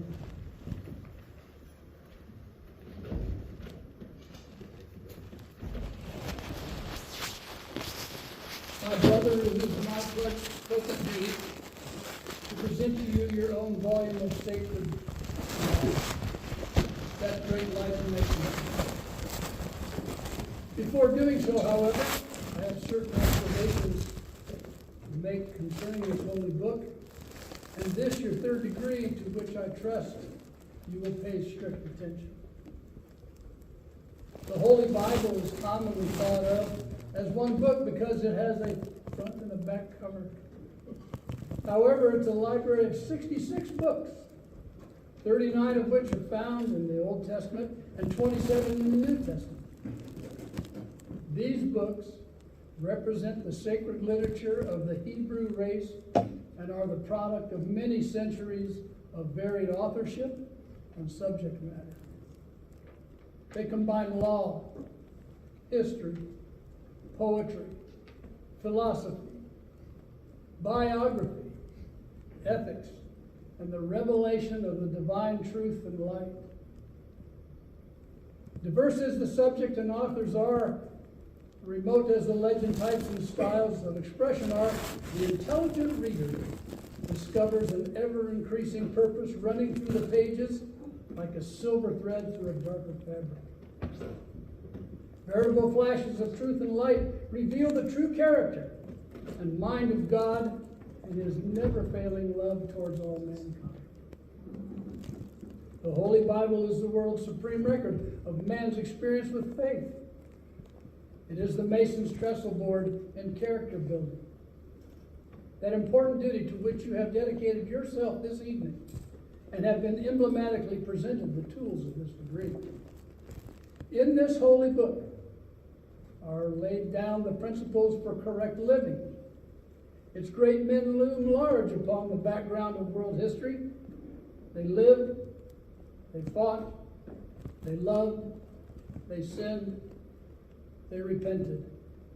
And they have left behind them here in this holy book the testimony that the keeping of God's law and the doing of God's will are the only things in this life worth living for. We need to know our Bible, to learn its precepts, to reverence it as our great book friend. And my brother, that your feet may not stumble, and that your pathway through light may be well lighted.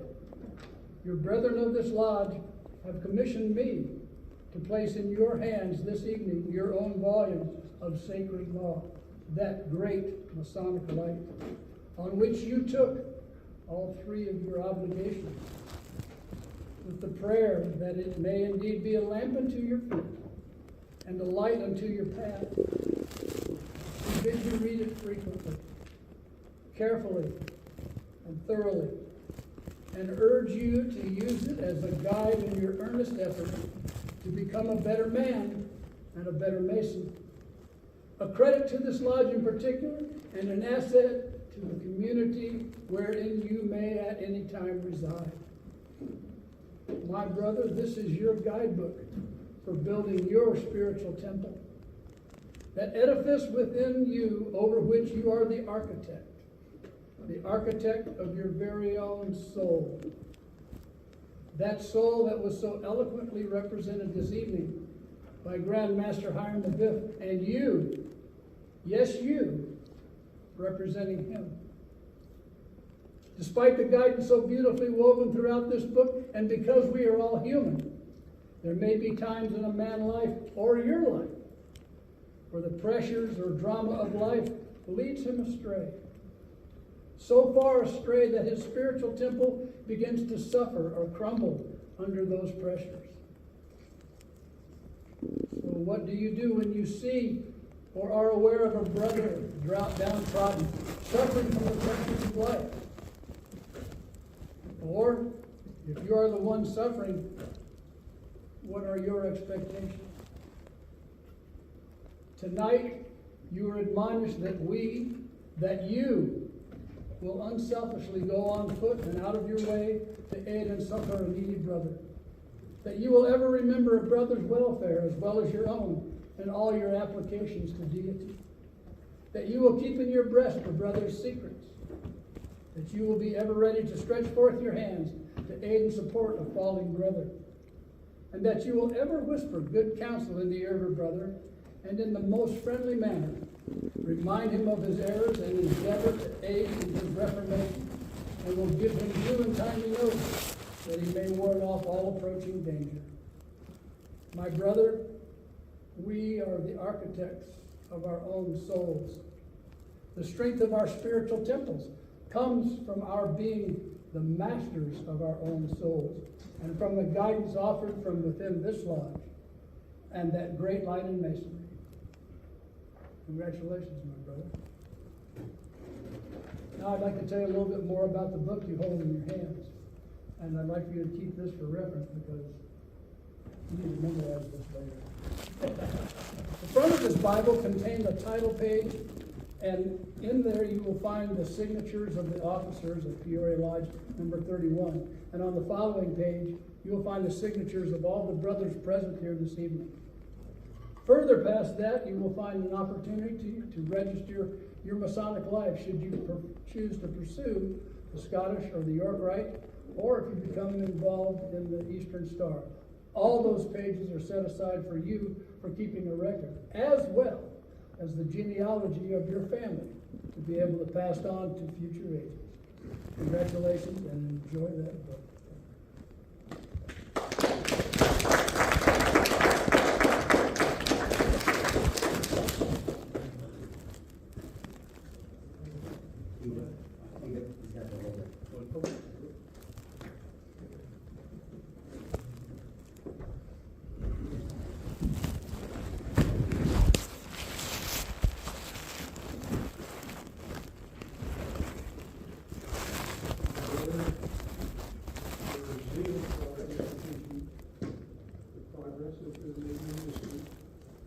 Your study conformity or useful regulations have pointed you out as a proper object for this conclusion of the session.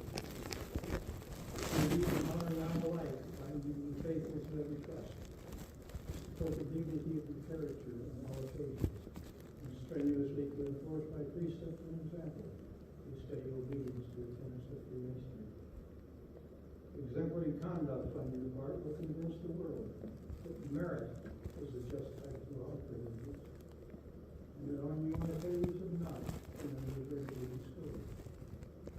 As a Master Mason, you are authorized to correct the irregularities of your less conformed brethren, to fortify their minds with resolution against the snares of the insidious, and to guard them against every allurement of vicious practices. To preserve unsullied the reputation of the fraternity ought to be your constant care, and therefore it becomes your province to caution the inexperienced against any breach of fidelity. To your inferiors in rank or office, you are to recommend obedience and submission. To your equals, courtesy and affability. And to your superiors, kindness and condescension. Universal benevolence you are zealously to inculcate by the regularity of your own conduct, and then to remove every aspersion against this venerable institution. Our ancient landmarks you are carefully to preserve and never to suffer them under any pretense to be infringed. You are never to countenance any deviation from our established customs.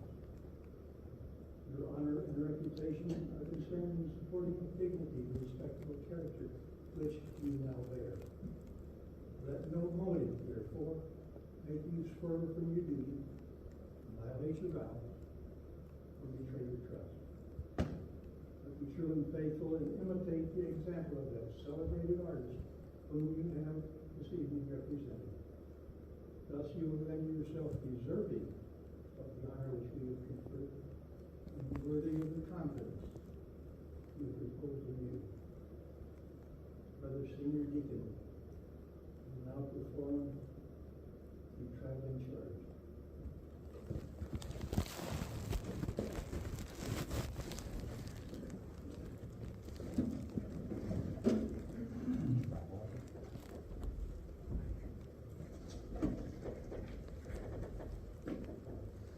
Brother Jacob, the particular reason you have chosen to become a member of this grabbing of the Lord is only known to yourself. It must have been the prompting of idle curiosity, without being true. Now, we will satisfy. It must have been because of a relative or a close friend, Mr. Mason, and has expressed the desires for you to become one too, and follow in their footsteps. That being true, it is not only an honor to yourself, but an honor to fraternity as well. For my brother, in Mason's lodge with darkened eyes, with fable tale about me, I swear to hail all mysteries that Masons prize and Masons keep. All secrets whispered low, all words they speak, all things they do, in the satanic copy. On yonder book, that oath I took, will I break it? Never. Stand by this, and this, and this, forever and forever. I swear to answer and obey all summons sent me duly, by brother's hand or lodge array. I swear I'll never stray from the ancient laws and rules that bound Freemason and days renowned, but will observe them truly. On yonder book, that oath I took, will I break them? Never. But stand by this, and this, and this, forever and forever. I swear to lead with generous care all those in sorrow hidden, a brother on a darkened square, the mourners with disheveled hair, the orphans doomed, alas, to stray, upon a rough and rugged way, while tears gush forth unbidden. And guess what? On yonder book, that oath I took. Will I break them? Never. Stand by this, and this, and this, forever and forever.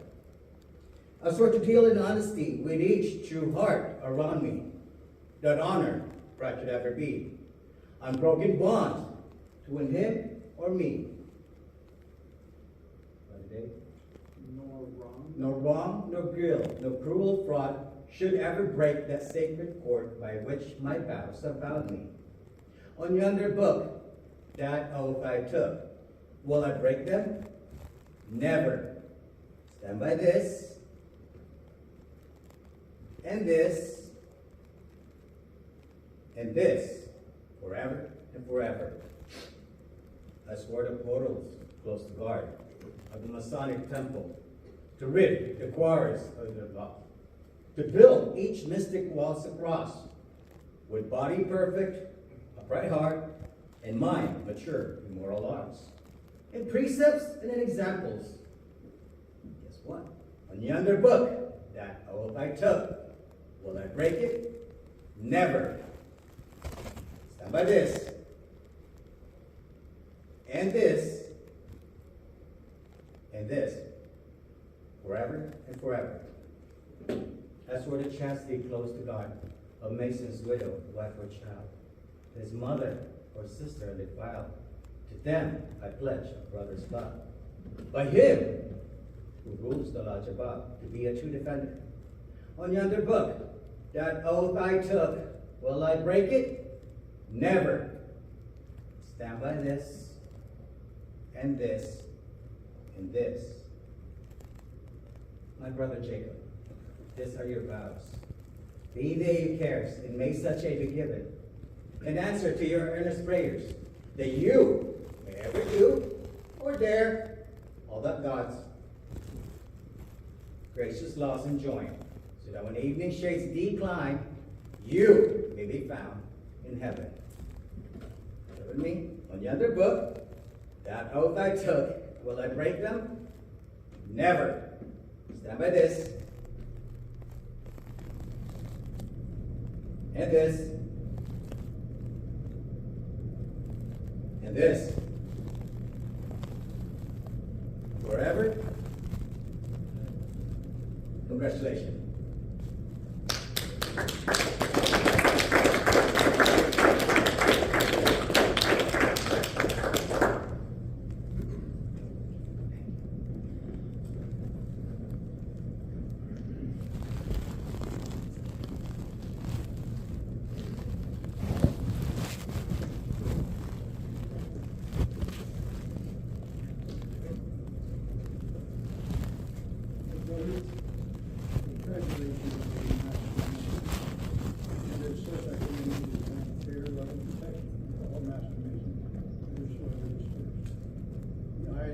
alternatives are fine.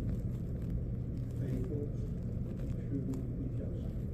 Convince the whole world of becoming a master mason. You will become a better man.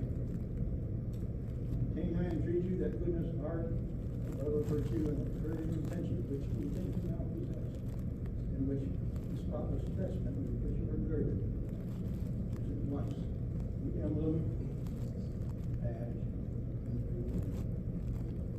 Nothing now remains to constitute you a member of Memorial Lodge number 31, free and accepted Mason, state of Arizona. You inherit the Secretary's station, and sign the bylaws. The subject to you is burden and responsibility.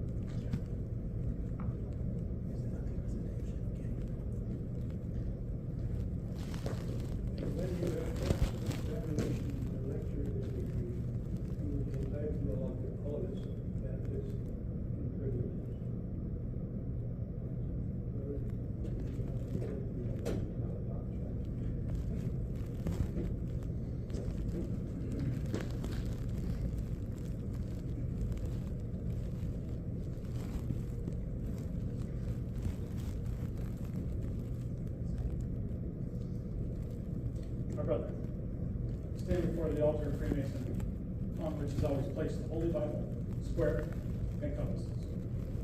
The greatest of these is the Holy Bible, it being God's inestimable gift to man as a rule and guide of his faith, and upon it all regular Masons.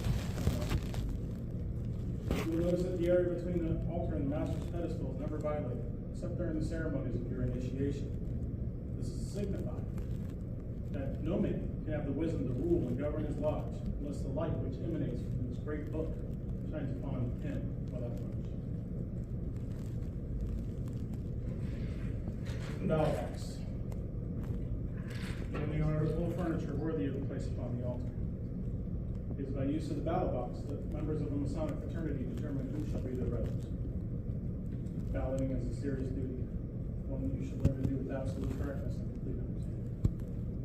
Balloting is done by approaching the altar, giving the due guard, and sign of the appropriate degree.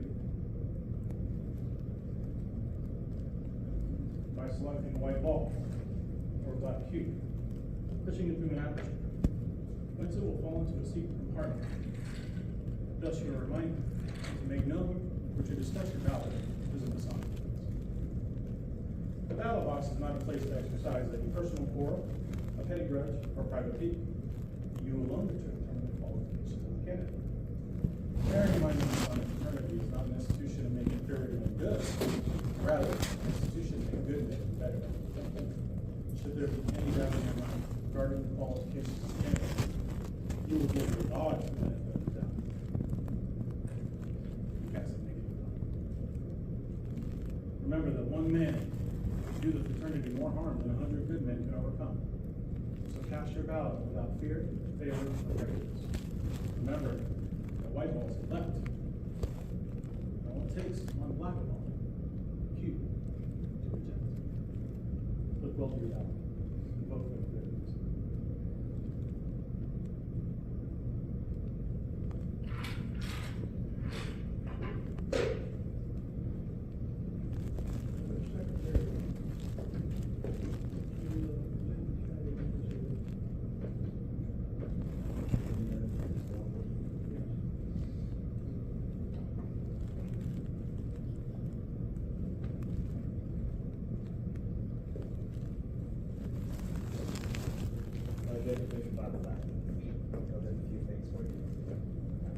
first thing I have for you is your apron. This is the landscape apron that we presented to you at your first degree. And then you get back from you, hang on. So there's the landscape apron for you to wear. Remember from the degree you wish to wear to honor the life. Many brethren will keep it in their case so they pass on, and that is their coffin apron. Other brethren will wear it out without, as yours to wear. I also have the trowel that we gave to you earlier today. Remind you how to use this for they can give you those instructions and then you get back from me. You want to give it back to you. That's yours. And then lastly, is your Masonic patent that has all of your initiated past and grade dates on it in the office's signatures for today. That's all I've got for you. All I've got for you.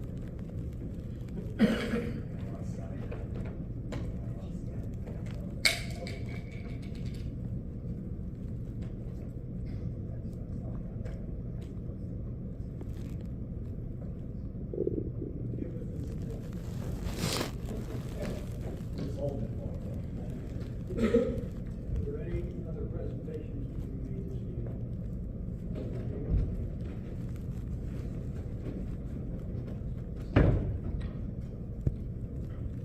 This is something that each of our family has been doing. Last night I knelt where Hiram knelt and took an obligation. Today I'm closer to my God, and I'm a master mason. Though heretofore my fellow man seemed each one like the other, today I search each one apart. I'm looking for my brother. And as I feel his friendly grip, it fills my heart with pride. I know that while I'm on the square, that he is on my side. His footsteps on my errand go. If he should such require, his prayers will plead on my behalf, if I should so desire. My words are safe within his breast, as though within my own. His hand forever at my back, to help me safely home. Good counsel whispers in my ear, and warns of any danger. My square and compass, brother now, who once would call me stranger. I might have lived a normal life, and risen to distinctions, without my brother's helping hand, and the fellowship of Masons. But God, who knows how hard it is to resist life's temptation, knows why I knelt where Hiram knelt and took an obligation.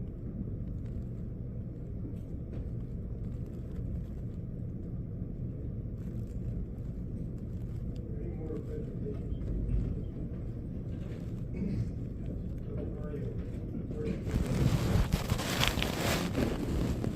Well, congratulations, brother. And I hope you're going to be very being Master Mason. Congratulations.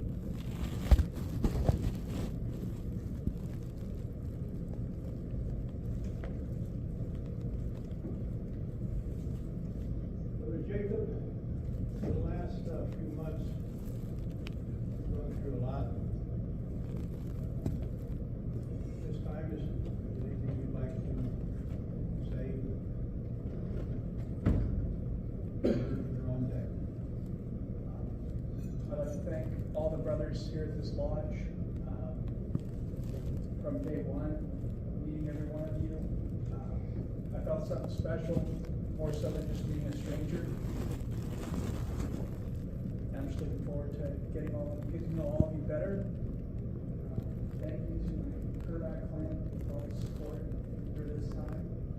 And hope I made you proud. And keep going.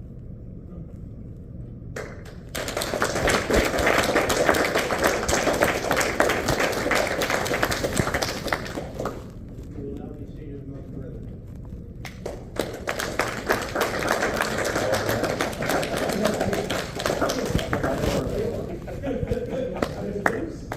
You're welcome.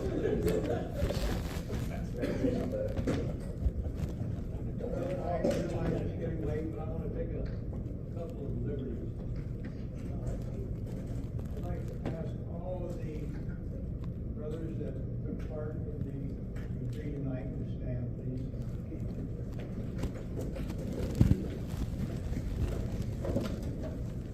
Brother Senior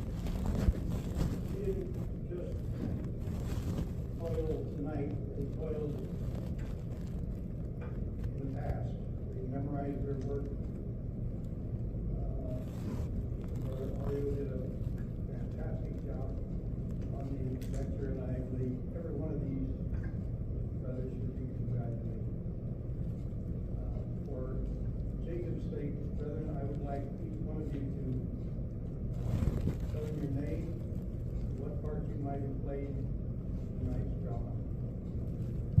Starting with you, Jacob? Gary Grandio, Brother Gary Grandio, senior deacon for this year. Played the seat as a senior deacon, also did a trample charge and a wayfaring on the second part of the second section. Congratulations. Blessed mission, brother. And I know that it's really hard to be a part of this fraternity, but anyway, for a few months, you made it. So congratulations.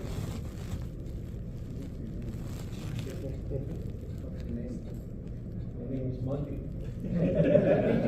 Marshall. And the Marshal of the Lot.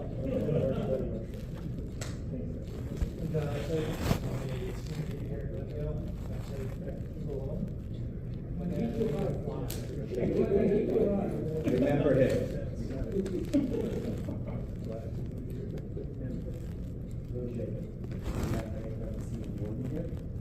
And I played the third photograph. Jacob, was mostly senior deacon here a lot. I was the first one to grab it, and the man in the seat was Master Mason. Jacob, I'm a virtual master of Glendale 23, and I played higher mechanic tire in the funny suit, and honestly, you do develop box. Right. Russ Nichols, photograph 1, and the senior deacon in the second section.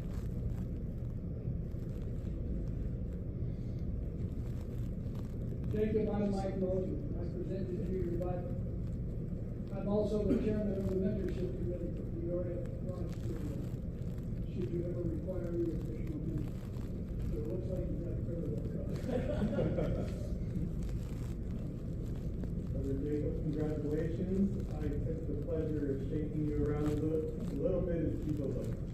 Second. David Aguayo, I'm the treasurer of Peoria Launch. Brother Jacob, or you my great sitting master of Peoria Land. I did a little bit more during your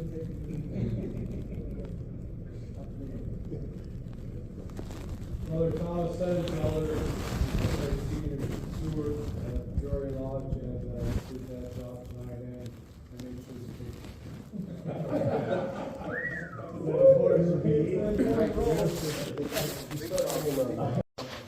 That's the name. Thank you. Jacob Matthew Acosta, junior warden. Played the junior warden tonight. You get to see my second. You get to see my second go around in a minute. Junior warden. Yeah, yes, that's all I asked for was today. Trying to get Thank you all for being working in the park. And the other reason is so that when Jacob sees you, he'll put the name together with what you did to raise him to a sublime degree of mastery. And once in a lifetime.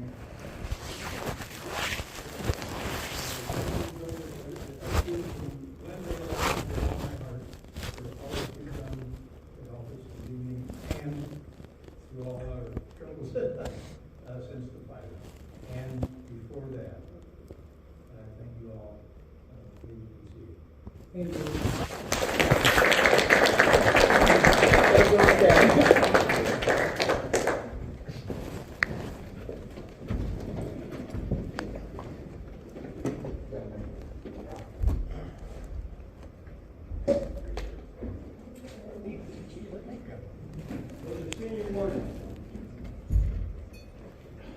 Is there anything further to be brought before this lodge of Master Masons before we close?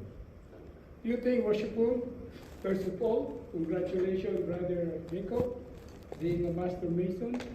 Also, I would like to thank from the bottom of my heart for the Glendale Lodge for accepting us to be here to do the third degree, and the people who prepared the food. That's fantastic. And also, as you know, I've been living for 50 days this coming of January 25th, and I'll be back March 15th. For my long vacation, my senior warden and everybody will try to help to put the degree together and what's the schedule coming up. And I can be reached on my email and text or messenger in case you really need to get in touch with me. Again, thank you, Worshipful. You did a very great job, and I'm so proud to all officers. They did magnificent job. This is our first month of this year, and the practice really helped. Thank you very, very much. Anything in the South? I'd like to thank Glendale and everybody else who stepped up to help us out with this degree and for having us. The food was delicious. We really appreciate you guys helping us out and having us in your lodge tonight. And I'd like to congratulate you, Jacob. Look forward to hearing your proficiency. I was part of this proficiency board for the second degree, and it was spot on, so I'm excited to hear the third degree proficiency. That's all I work for. Anything on your table, Brother Secretary? No, so I already communicated with Jacob when he was at my desk when he met meet you. However, I do want to add one thing. I know we thanked a lot of the brethren Glendale for their participation, and we had a lot of help. I want to point out one brother specifically, Matt Baker, because Matt Baker was hanging around my desk when we started that second section, and I said, Matt, I don't know if we have a third fellow back. It hasn't been communicated to me. And he said, well, nobody asked me. And I said, well, I'm not asking you. Nobody asked me either, but you might be needed. And sure enough, we didn't have a third fellow captain, and at the moment, he literally jumped up and got in there and did an excellent job. So I think he deserves a round of applause for that.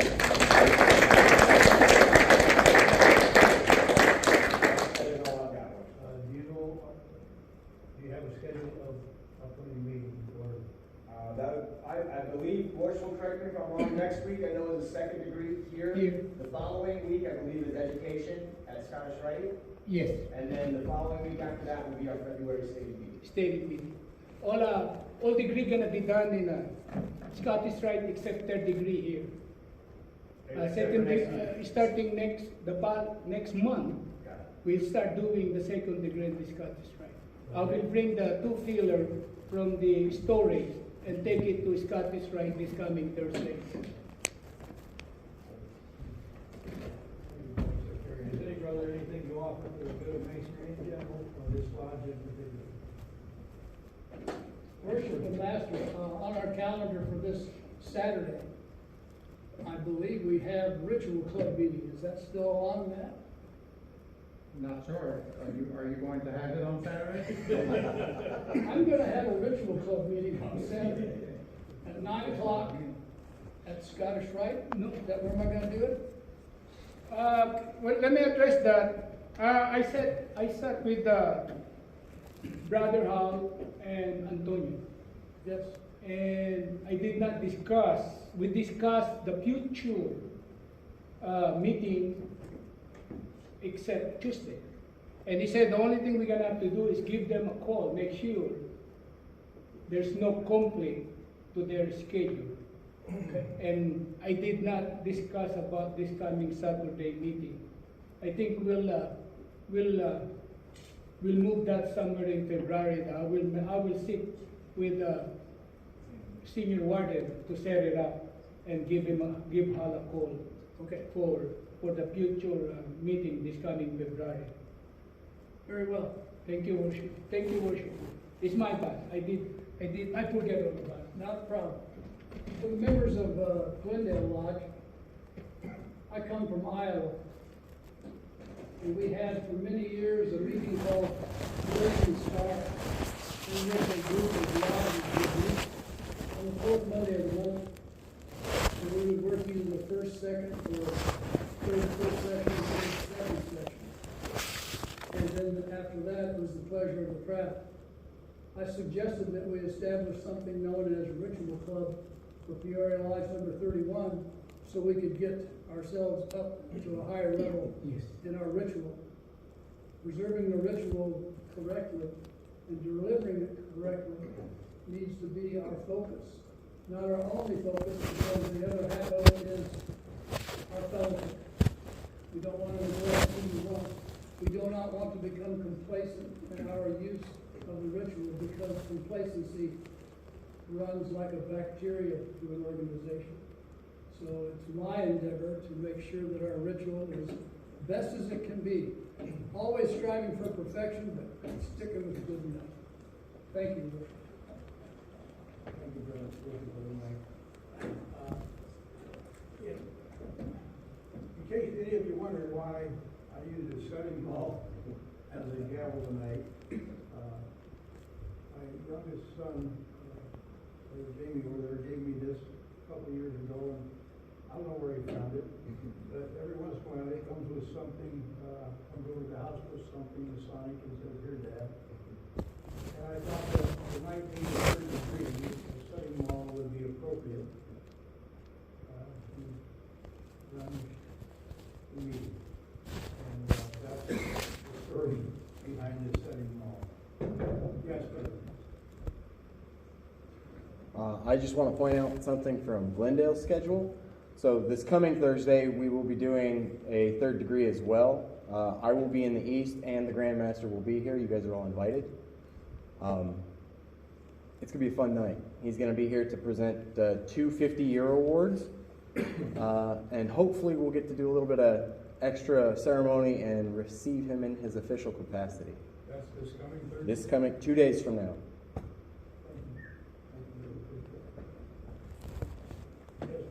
Richfield Managers, congratulations, Brother Jacob. You're invited to the third degree 2 nights from now. If you wonder what the heck we were doing, it's a good chance to see the other side. Spreading the cement of brotherly love is my mission. I really, truly appreciate everybody that came here tonight. It means a lot to me. It means a lot for my lodge officers to come here tonight and participate in the degree. And I love it when I see lodges come together and do stuff like this. I really appreciate it, everybody. Thank you.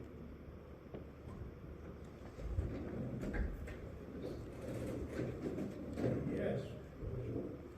Worshipful Minister, hopefully you enjoyed it tonight. And next Tuesday, the Rainbow Girls will be cooking dinner for the lodge.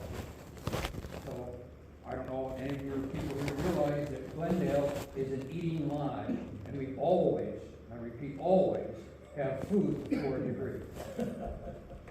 Sure. Always. That'll be a week from tonight? Yes, Worshipful, next Tuesday. I'd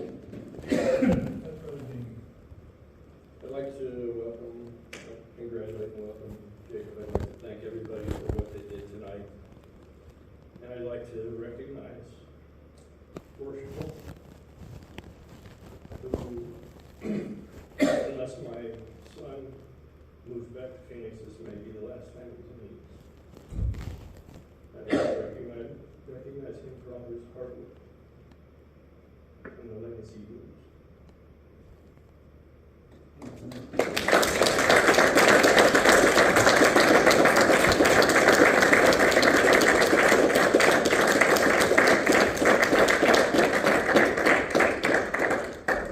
It does get a little tougher every time, but I've still got one more grandson. So I'm not going to count myself out yet, but it might take a little more effort. How old is that grandson? That grandson is, how old is he? 22. Oh, he's very nice already. 22, he'll be graduating from Humboldt University this May, and he'll be back in the valley. So May. we'll see what comes down the pipe. There being nothing else, Brother Junior, the last as well as the first and most important pair of Lodge Masons and Committees. See that the lodge is tiled, Worshipful. Perform that duty and enforce the Tyler, and I'm about to close this lodge of Master Masons and direct him to Tyler accordingly.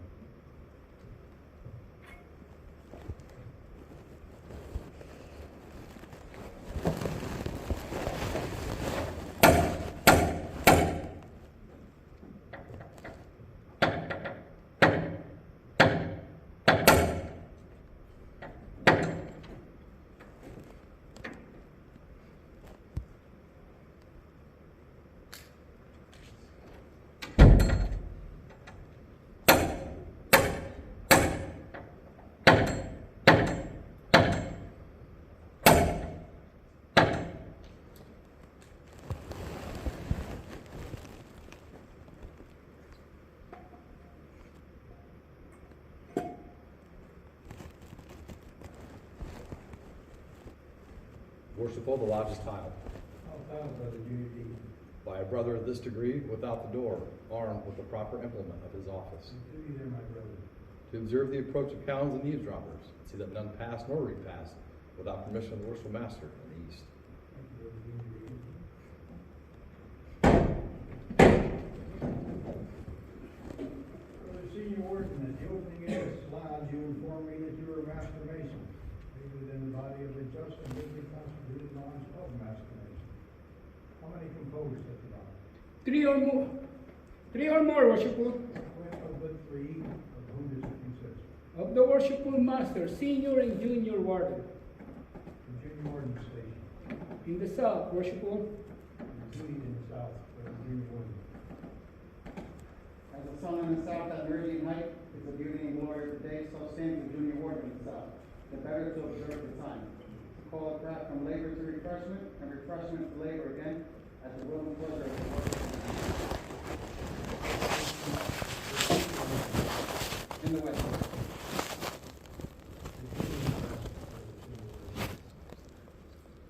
As the sun in the west at the close of the day, so is the senior warden in the west, to assist the worshipful master in opening and closing his lodge, to pay the crowd their wages if any be due, that none may go with his satisfied. Harmony brings the strength and support of all society, especially of ours. Station of worshipful master.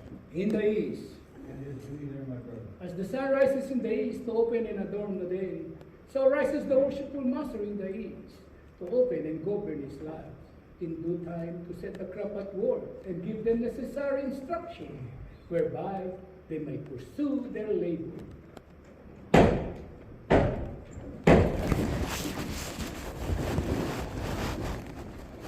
Senior warden. You ever fight? I have Whence and where?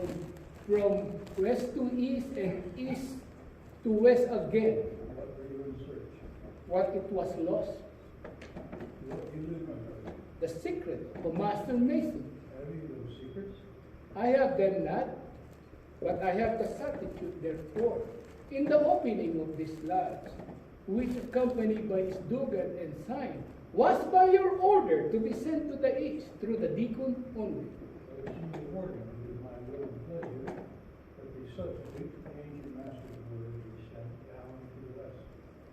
Brother deacons, attend the east.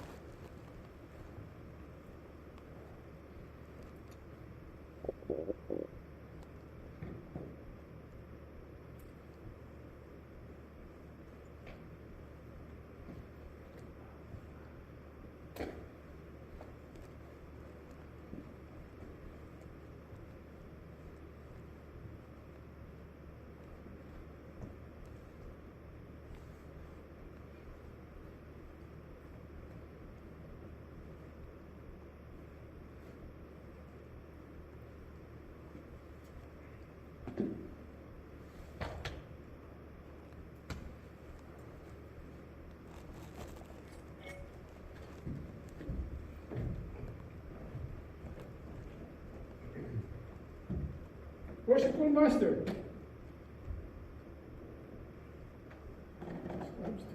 the substitute for the Asia Award, accompanied by slogan and sign, has come down to the west to the deacon correctly. It is therefore safely deposited until it called for. Brother, before we close, I've got one little story I got to share with you about Jacob.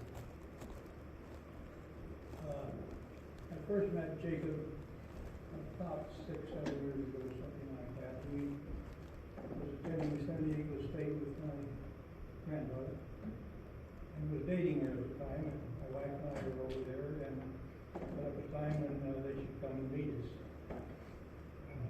A spaghetti restaurant and pizza parlor down on Harbor Drive. And they showed up, and being the type of grandfather that I was, I asked Jake a lot of questions. Since this was a fellow that was dating my granddaughter, this fellow from Seattle. And I think maybe he thought he was getting the third degree. And little did he know, a few years later, he would get the real third degree. And the other part of that is, as the evening went on, I kept going in the back of my mind, Ellen, hang on to this guy, he's a winner. And I'm happy to say she did, and he is. Jacob, I love you.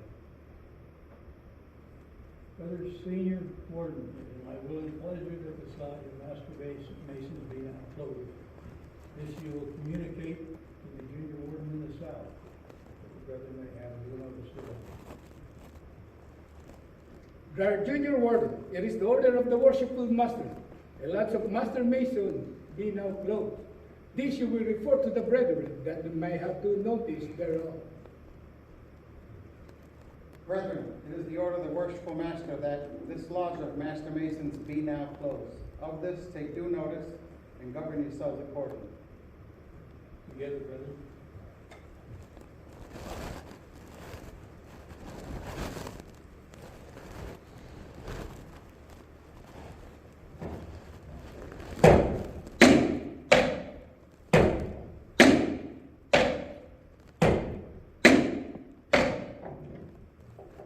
Supreme Grand Master, ruler of heaven and earth.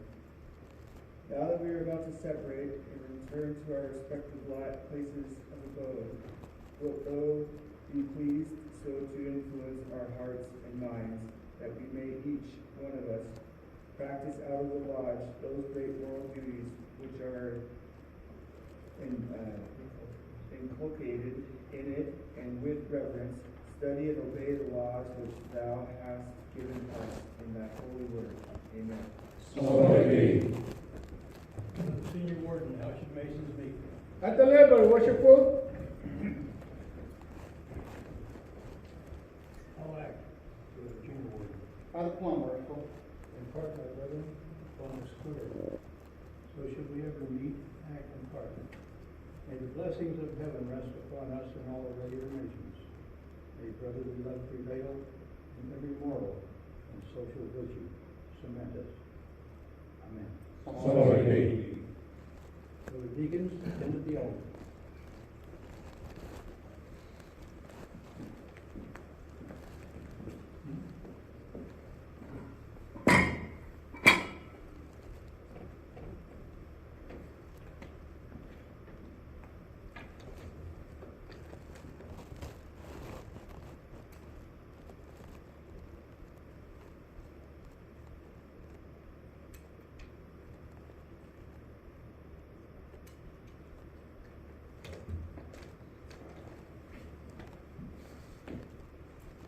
I declare this lodge of Master Masons to be closed by the Junior Deacon Oh,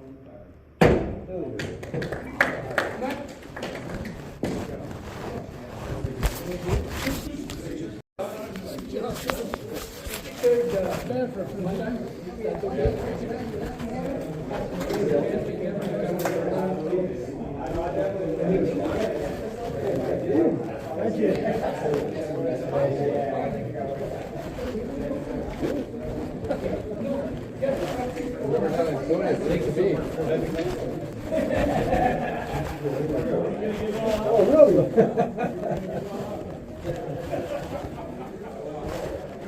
Remember when I went to Royal Arch? I was so excited to go in the first meeting. No, what they did was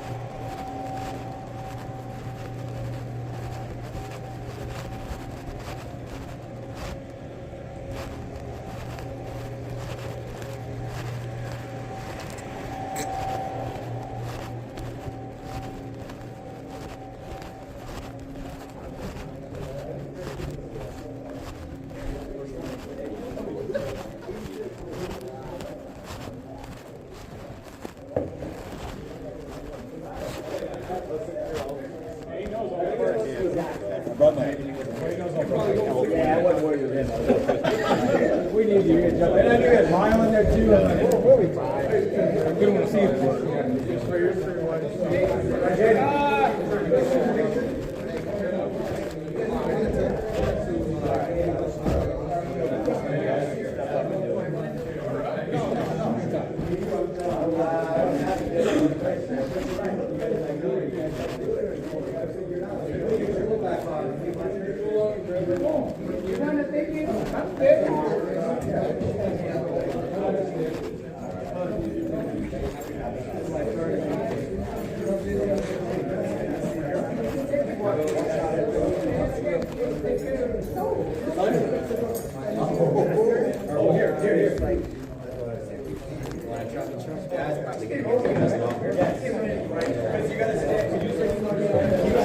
Yes, thank you for having me. It's good to be here. Tuesday we'll be here, I guess. Yeah. All right, have a good one.